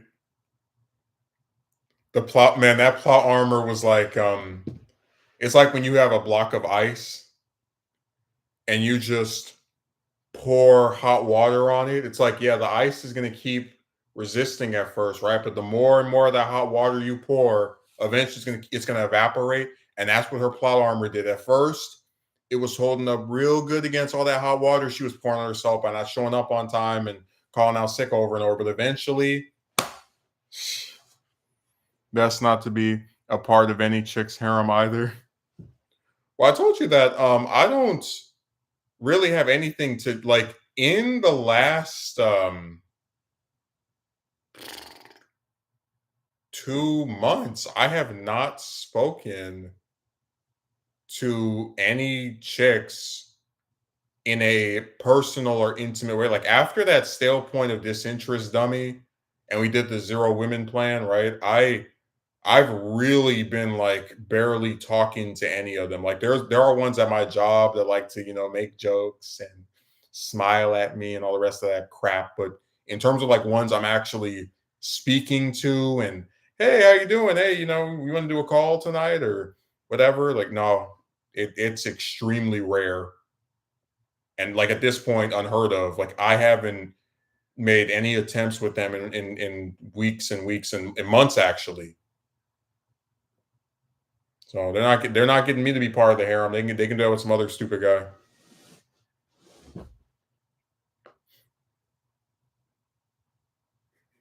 They're not getting me to join the triangle worshiping tree where they're all doing this.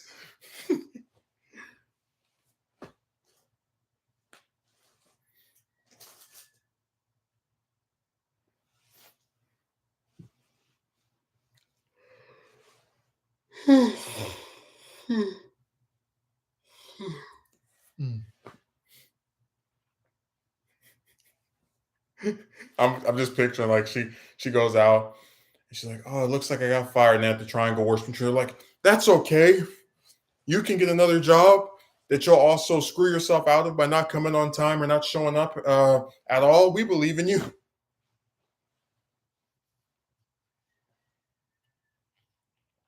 Like I said, man, even if I was still living in the era where I had a safety net, there's no way in hell. I never had any job where I like, and even like this is back when I didn't even have a car. Like, just showed up late. Like, I always would write down, I got to go in at this time. I need to have the Uber or someone to take me over there, whatever. Like that's really weird to me. Like even back when I was first starting to try and like get jobs, that wasn't a thing I did.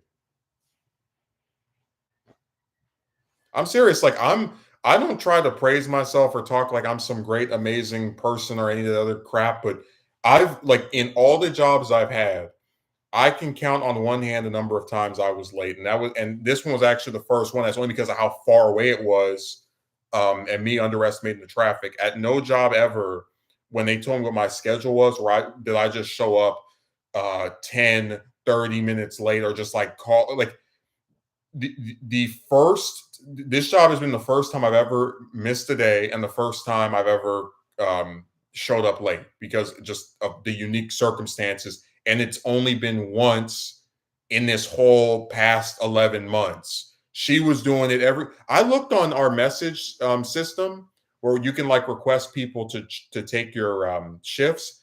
She put in 3 requests to take her shifts in the past month. You take getting to work on time very seriously and it should be taken seriously. Yeah, because I know that with these jobs, they're looking for any chance they can get to get rid of somebody. Like it's like this. You can work a job and maybe you do the work okay, right? Maybe you have a good personality, you like to make your little jokes, whatever. But if you play with tardies and showing not showing up on time, that's the first needle that they can put into you to get you out of there.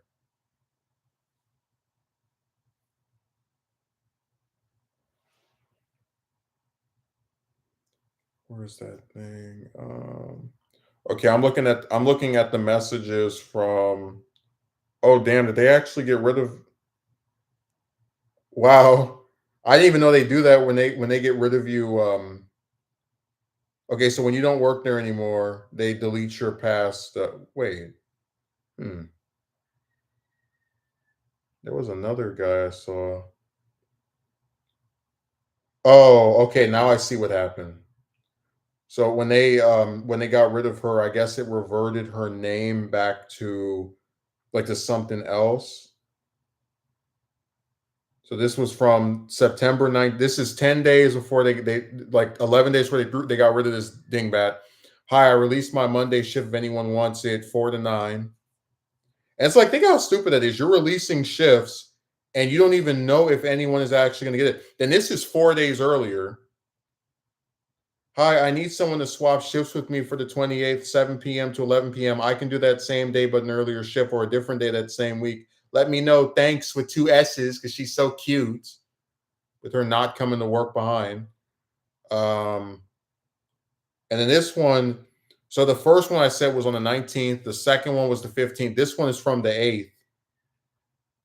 Can someone pick up my shift for today? 7 to 12, please. And thank you with a little smiley face. I hate that thing so much. Where it's where they type the little smiley face thing they put in the messages. Like you're laughing about not going to work.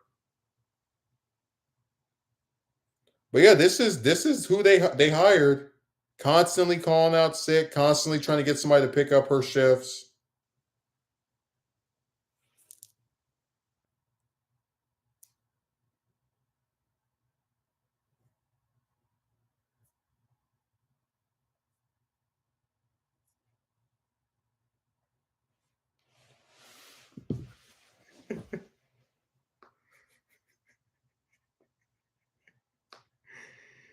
Man, it was like foreshadowing.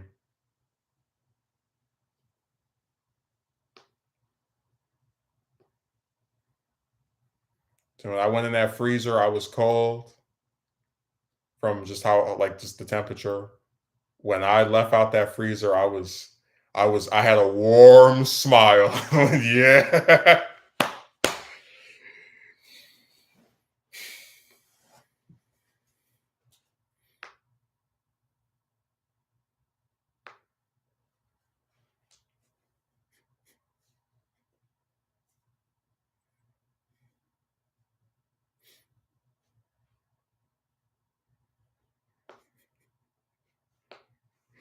Dude, I just keep thinking about those months of like torture with this dingbat. Like, I remember how excited I was about the whole movie thing because anytime I get to go and like actually do stuff with people in this whole era of just having nothing, I'm always kind of like yeah, we could actually have some fun here. And just how disappointed I was, right? Hand over my face, um, just so lame. And then I was like shocked by how much of a jerk she turned into right after I was upset with her for I think and rightfully so for her like screwing it up. And then her little stupid gag of I let you know, I let you know, I let you know, I let you know. That's why I said you will not see me very commonly takes joy in somebody getting fired, but this is one instance where you're gonna see it because I remember all that stuff very vividly.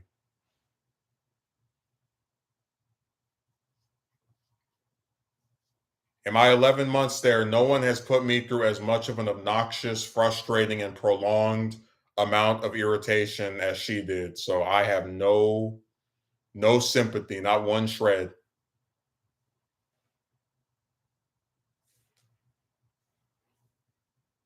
Not my fault adults can't act like adults and actually come to work and be responsible and not treat other people like garbage.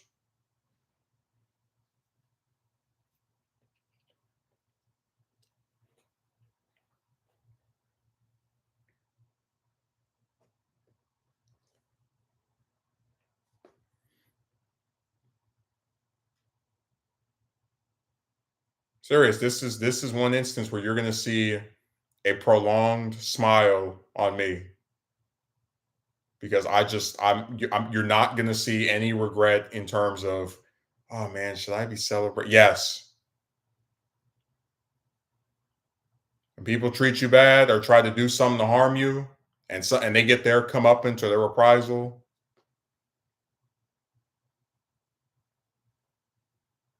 No love lost.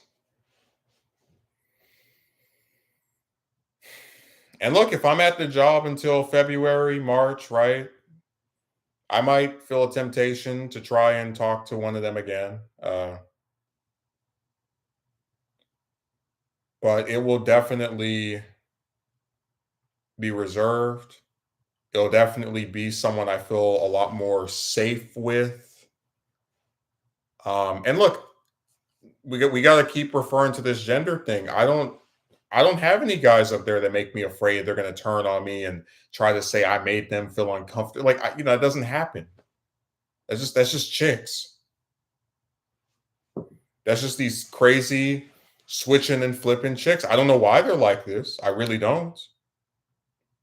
Not all of them are, but enough of them are, and I don't need to. I don't want to sit here and try to figure out who's who.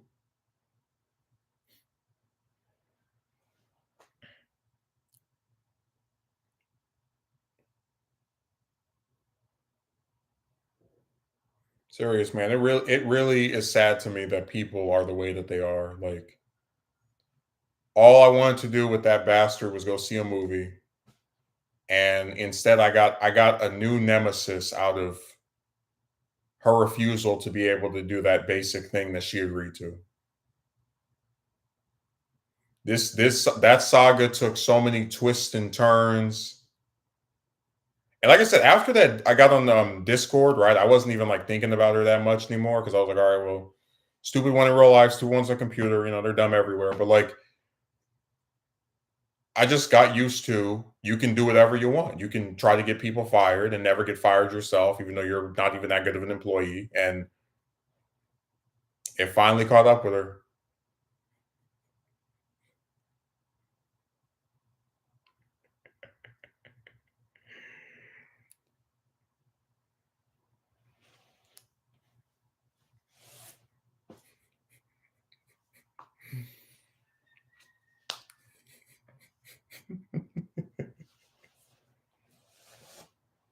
All she had to do was simply say no.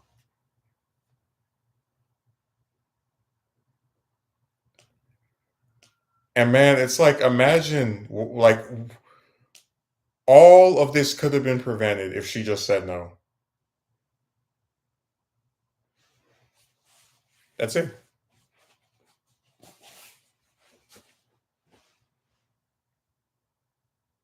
Like that's it. That's all she would have to do for this to have not happened. Just have said no.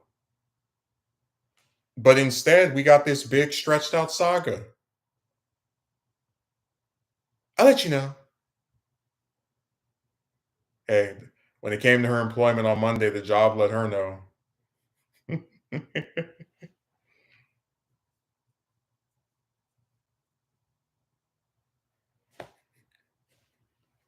Say, get out of here.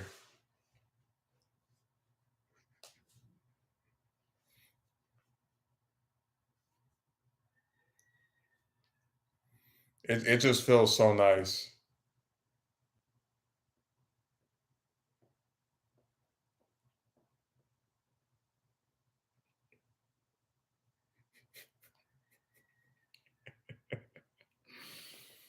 When you get what you want, you didn't have to do a damn thing to get it to be that way. It feels pretty good. If it almost feels like I'm a woman, I can just sit here and like have what I want, not have to actually try her at all.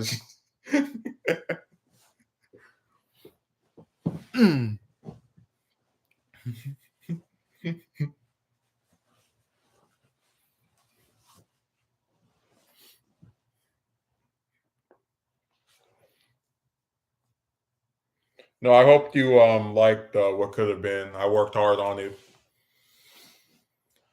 Um, it just encapsulated a lot of the opinions I have, and I'm very serious about what I tell you when I say there's no point to having a relationship with a person that is romantic if you don't get what you want out of it. Like I don't have some long-term goal to just I must have a girlfriend because it's like again, if you can't touch this person, if she's unwilling to do the things you want to do, What's the point? Like seriously, what are we doing here? Why bother?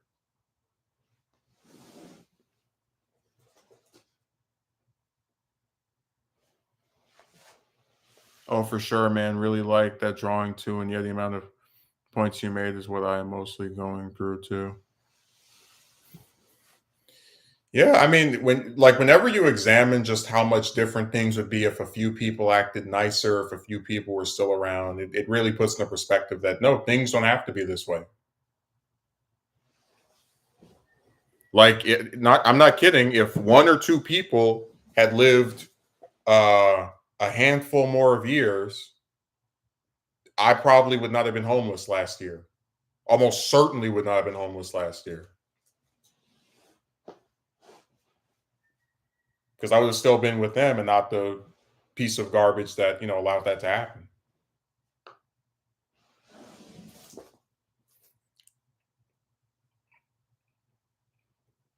And I'll tell you what, I would absolutely drive 30 something miles to a job that gives me a whole damn case of free food every time I leave from there. Yeah. And with certain deaths in the family impacting your living situation and relationships. I'm serious, man.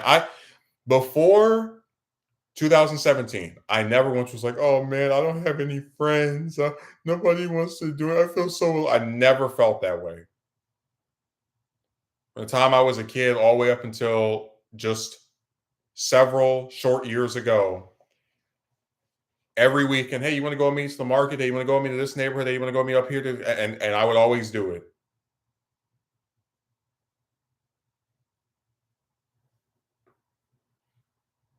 So there's the only issue I had with relationships before that year out of hell was romance. That was the only thing. Every other relationship I was completely fine with.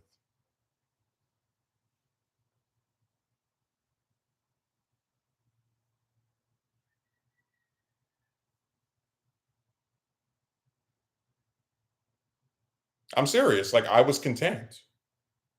People always talk about, oh, somebody is lacking. It's like, no, the chick thing was always just crappy, like just for everybody. And I became more and more aware of it as time passed, just how bad they were in general for like a lot of guys. But back then it wasn't that big of a deal because you still were satisfied with most other things. I was in school. I was, actually excited at the prospect of going to college. Before the lovely realities of how much this stuff costs just barreled down on me.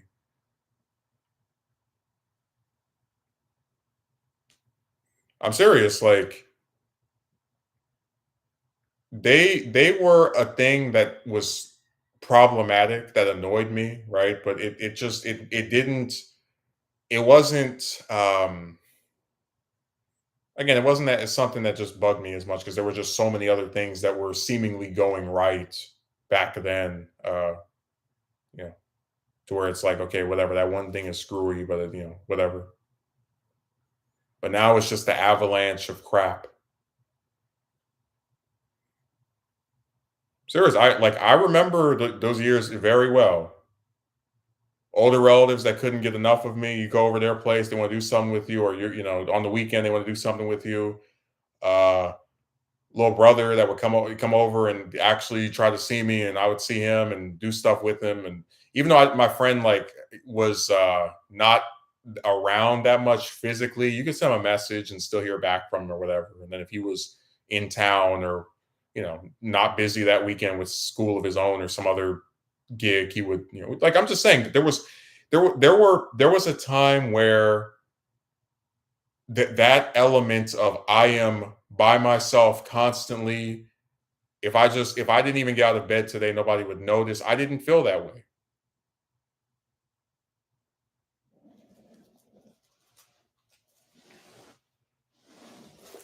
I had a relative I used to call every single day to where when he didn't get a call from me, he was like, hey, what happened to Justin? Like I literally that was how it would go.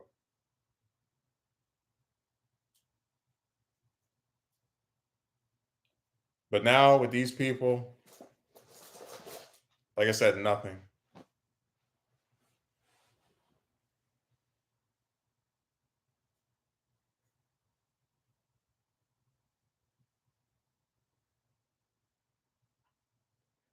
I always think about how with, just relationships and how transactional they are, that it's really sad that there are couples who have actually, and we discussed this in the video, right? Like benefited each other, right? Like I told you about how I had the one manager where her and her boyfriend or husband or whatever, they had some joint account where they were both putting money on it, and they both pay the rent or whatever, so it's like cut in half, and they get to save for both sides. You know what I'm talking about? Just like actual things they're doing together to make life easier for one another, like in this together. And I'm gonna say it again. You are more likely to see me with a million subscribers than with a woman that actually does any of the stuff I want her to do. I know you can't imagine it, but I'm saying to you that there are couples that have either existed or that do exist. They're in small doses now, but that have existed that actually benefit the other person. Man, don't make me go down the historical rabbit hole. When you hear about some couple, like Megumi, I can tell you about a senator who almost died in a plane crash the year he was supposed to be running for reelection. You know, when politicians run for reelection, they have to go out and campaign. His wife campaigned for him. She acted like she was the candidate. She won the race for him because she was going around in his place, stating all his positions. She had a memo. I mean, again, that's an example of someone clearly being benefited by their partner. If she hadn't have been there, he probably would have lost that race. If because he couldn't campaign. He was in the hospital, confined to a bed.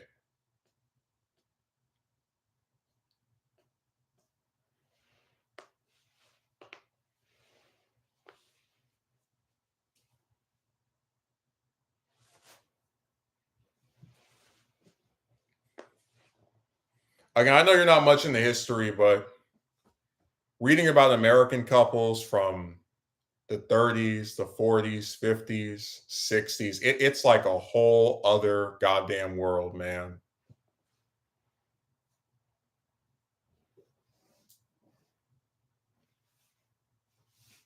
Like I told you, when I tried to run for office, it was all just me by myself, solo venture. And like I knew even if I told my family, they wouldn't care, they wouldn't do anything to help. But like, um, again, just to give an example, with Nixon, his wife, no pay, no doesn't get paid for this.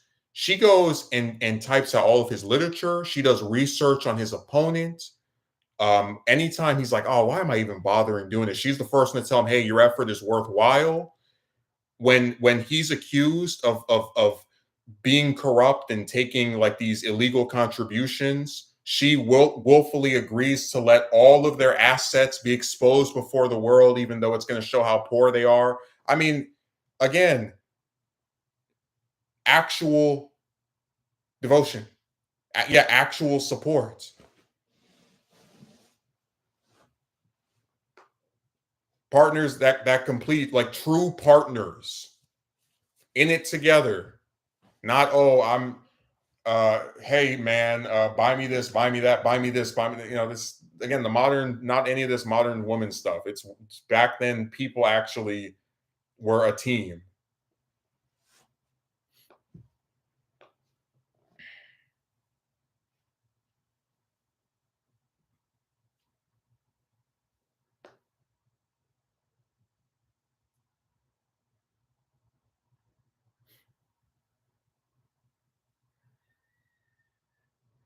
I'm saying, man, when you read about some of these women from back in the day, they make the modern ones look like trash. I can't get my head around that. Damn.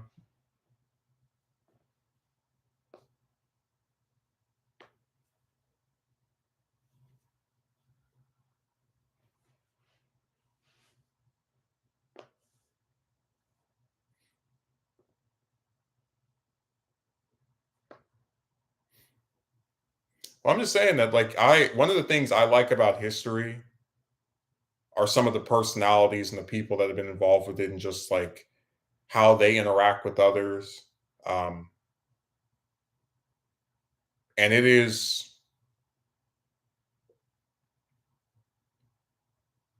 really telling that you can read all these different books about, again, couples from 40, 50, 60, 70 years ago, and you see how different things were back then compared to now. Just like with FDR, he had polio, he couldn't walk. Of course, most Americans didn't know at the time because the media kept it hidden. But his wife, the first lady, she would travel to other parts of the country and world and be his eyes and report back to him what's going on over there. She was fully part of the charade of making him appear to be healthy before, the American people, and was an asset to him during his 12-year stint as president.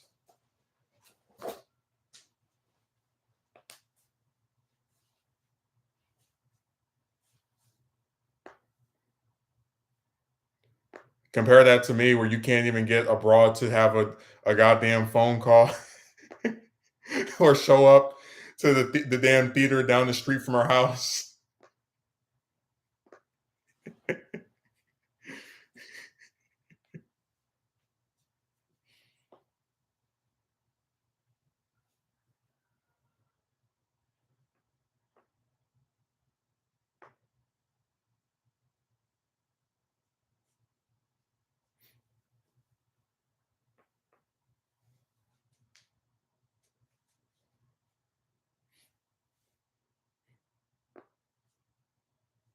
I'm serious. It's really sad knowing what couples can be, either historically or in the current times, and just seeing what you get, like what you end up with. Like I told you, even if I were able to theoretically get a relationship, I wouldn't be excited. Why? You're gonna what, date someone that doesn't want to get married or have kids, so it's already like, okay, this is not gonna actually turn to what I want it to be. And then what, the cycle repeats itself with another one?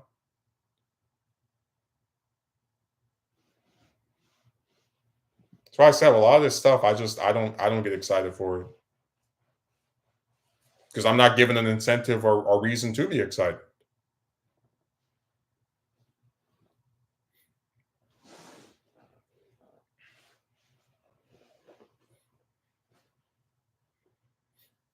Seriously, like, what's the point of dating a woman if you don't get what you want? Like, Megumi, imagine if some woman from, like, you're in the UK, from Pennsylvania, you know where that is, a US state, is like, "Oh, I like you." And you're like, "Oh, okay. Well, I guess that's cool. Hey, we can become a couple." And you're like, "Hmm." She's like, "What's wrong?" "Well, you live in another country, so I can't touch you.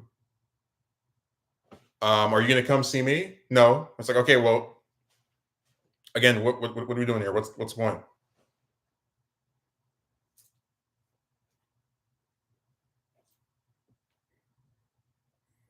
And I mentioned before you showed up, I have the one relative that keeps mentioning to me, "Oh, this person is getting married. This person is getting married." I'm like, "Shut up. Damn."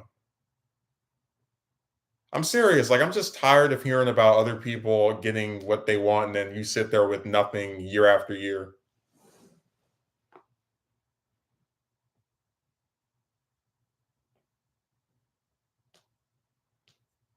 'Cause remember, I don't, like I said, I don't talk to these people, so when I hear about them, it's like backhanded. It's someone else cluing me into what their current happenings are.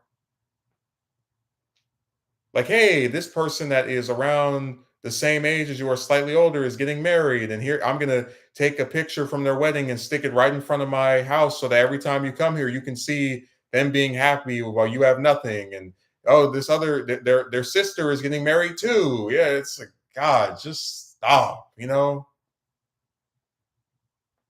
Oh, and this other person has a girlfriend, and this other one has a boyfriend, and they're moving in together, and this one just graduated from this college. It's like, okay, okay, just shut up.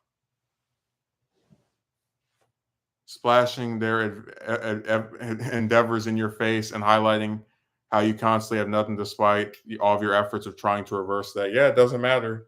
You're supposed to just sit there and be miserable. But it's like, when you're like, I'm not even trying to be funny. You get where somebody would feel like, okay, if everyone I cared about is either deceased or I barely get to see them, and I'm gonna just sit here and hear about everybody else is getting what they want, and just for the rest of eternity have nothing close to what I would like.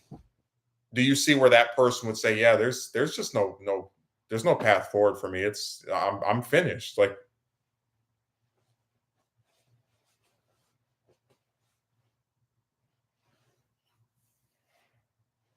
I'm serious. Like, I really think if you put it into that perspective, it makes a lot of sense where someone will go, "Yeah, I just don't see anything good happening with this stuff anymore. I think we're gonna like not get our desired result.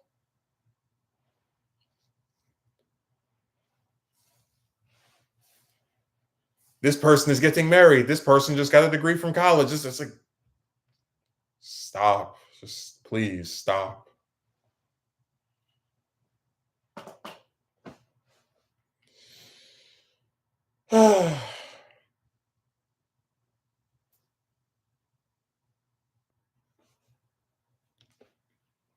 Like I said, I mostly still go along on the want of trying to do things I like doing, the documentaries and little like animations and I just want to like, just like different goals that you have that are related to career based stuff. Because like if I were holding out for a woman, I would have died long ago. I'm serious. Like if I was convinced that's like the greatest thing you can get, and there's nothing better than that, I really would have just been like, all right, well, I can't take this anymore.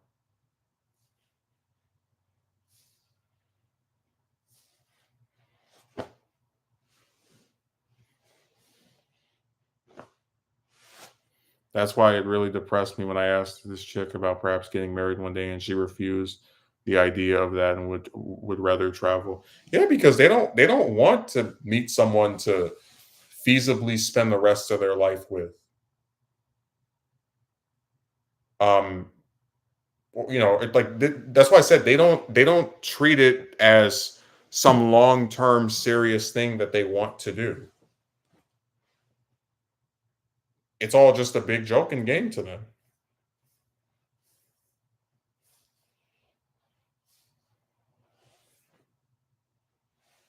which is unfortunate because they're not doing anybody any favors or themselves any favors with this stuff. But I know she really likes traveling, often travels various places, but then she never once mentioned about traveling where I live so we could meet.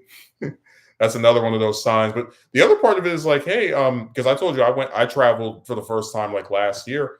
I felt alone. Like maybe travel. Hey, why don't we travel together? Why don't you travel to come see me and I'll show you around town? Or we, set something up to meet somewhere. Like they don't, that never, because they're not interested in you. They don't care. This is just what they do.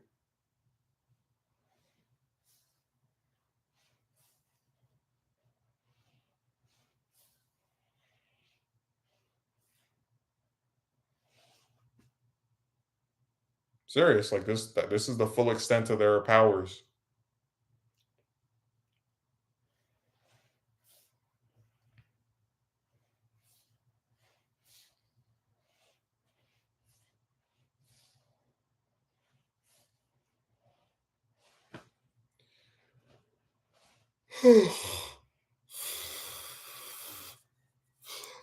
Mm.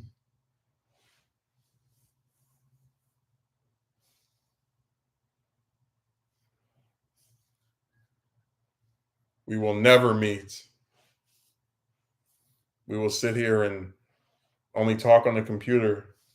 And again, that goes back to my point of like, imagine seeing couples in real life holding hands and kissing and caressing each other in public, and then you're like, and oh, here's my girlfriend. She lives in the Bermuda Triangle. It's like, why is that your fate? Like, why, why would that appeal to you?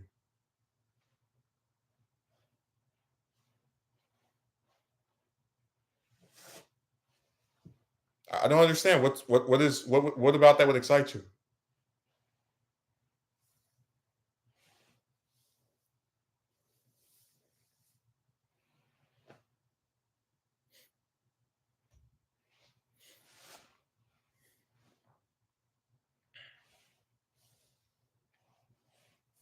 Just asking a serious question. What about it is appealing to you?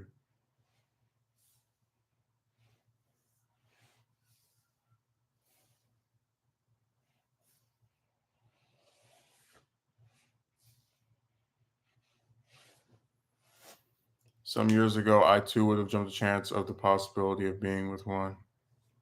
Yeah, there was a well, there used to be a running gag where I would meet a chick online and then she'd be like, "I used to date someone on I met online, but it didn't work out." And I was like, "Oh yeah, of course. Yeah, conveniently at when I'm interested in you, suddenly you no longer do this." Yeah.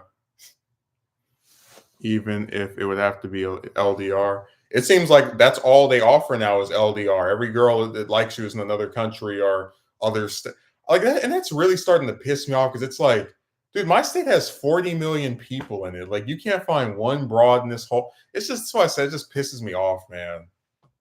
Because again, you see couples in real life, you're like, how the hell do they exist?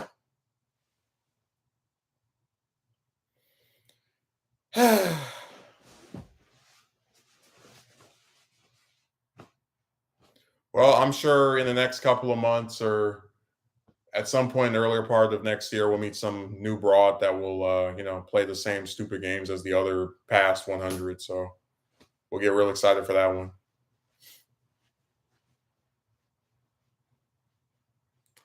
Yeah, anything else you want to add, Megumi? Because sun is coming up and I am getting a little bit hungry. So I was going to probably try to eat something before going to sleep. I feel like I've gone for my usual length of time.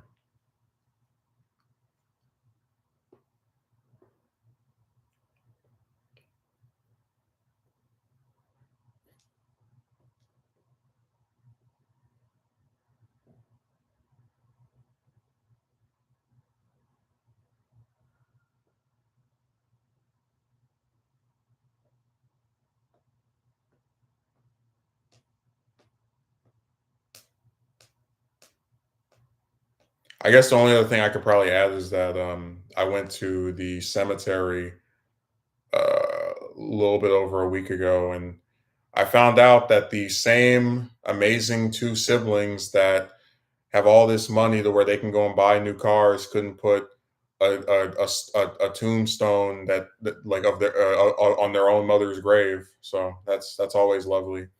Do you want to have a place to live when you come back? Do you want to have a stone to know where your mother is buried so you can actually go and pay your respects and not have to just memorize the number?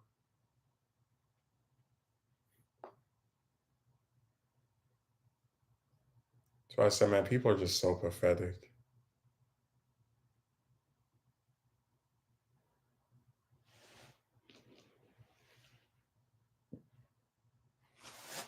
Let us try to do what we can to get by and cherish the few we have genuine relationships with.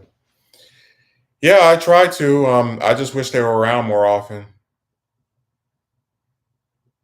I'm just so tired of calling people and there's no answer. You write a message, they don't respond. I just feel like again, if I have a day where I just don't even get out of bed, nobody would even notice. And like my job will notice, but again, that's only because I'm an employee. Like as an actual person, nobody cares if I'm alive or dead. You might get one or two relatives that call without being prompted, and that's it.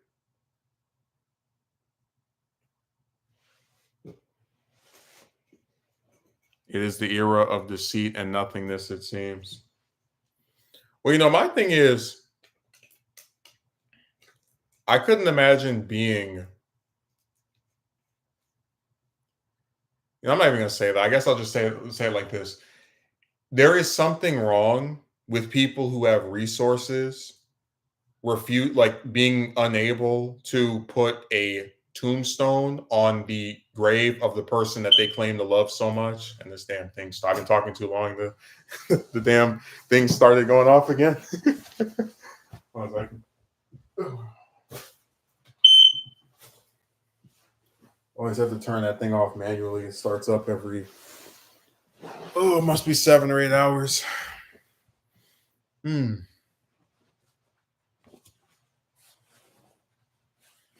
Deceit and nothingness sewn together. Well, like I said, one good piece of news is that we're finally rid of the of the she beast. That is good news. I don't have to look over my shoulder wondering if she's going to try and pull a new scheme, or just be around someone I really can't stand at all. But yeah, I'll be back on Monday. Yeah, because I'm off that day, and hmm, I'm gonna try to do the Weird Man in their Discord leader video. I'm not gonna promise it because I just the job and weird stuff with that. But I hope you enjoyed the stream.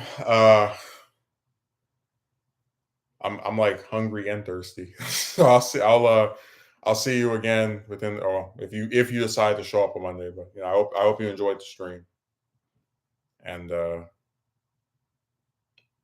Thanksgiving is next month, but I guess I'll say it in October. I appreciate you. So thanks for showing up, and have a good rest of your weekend.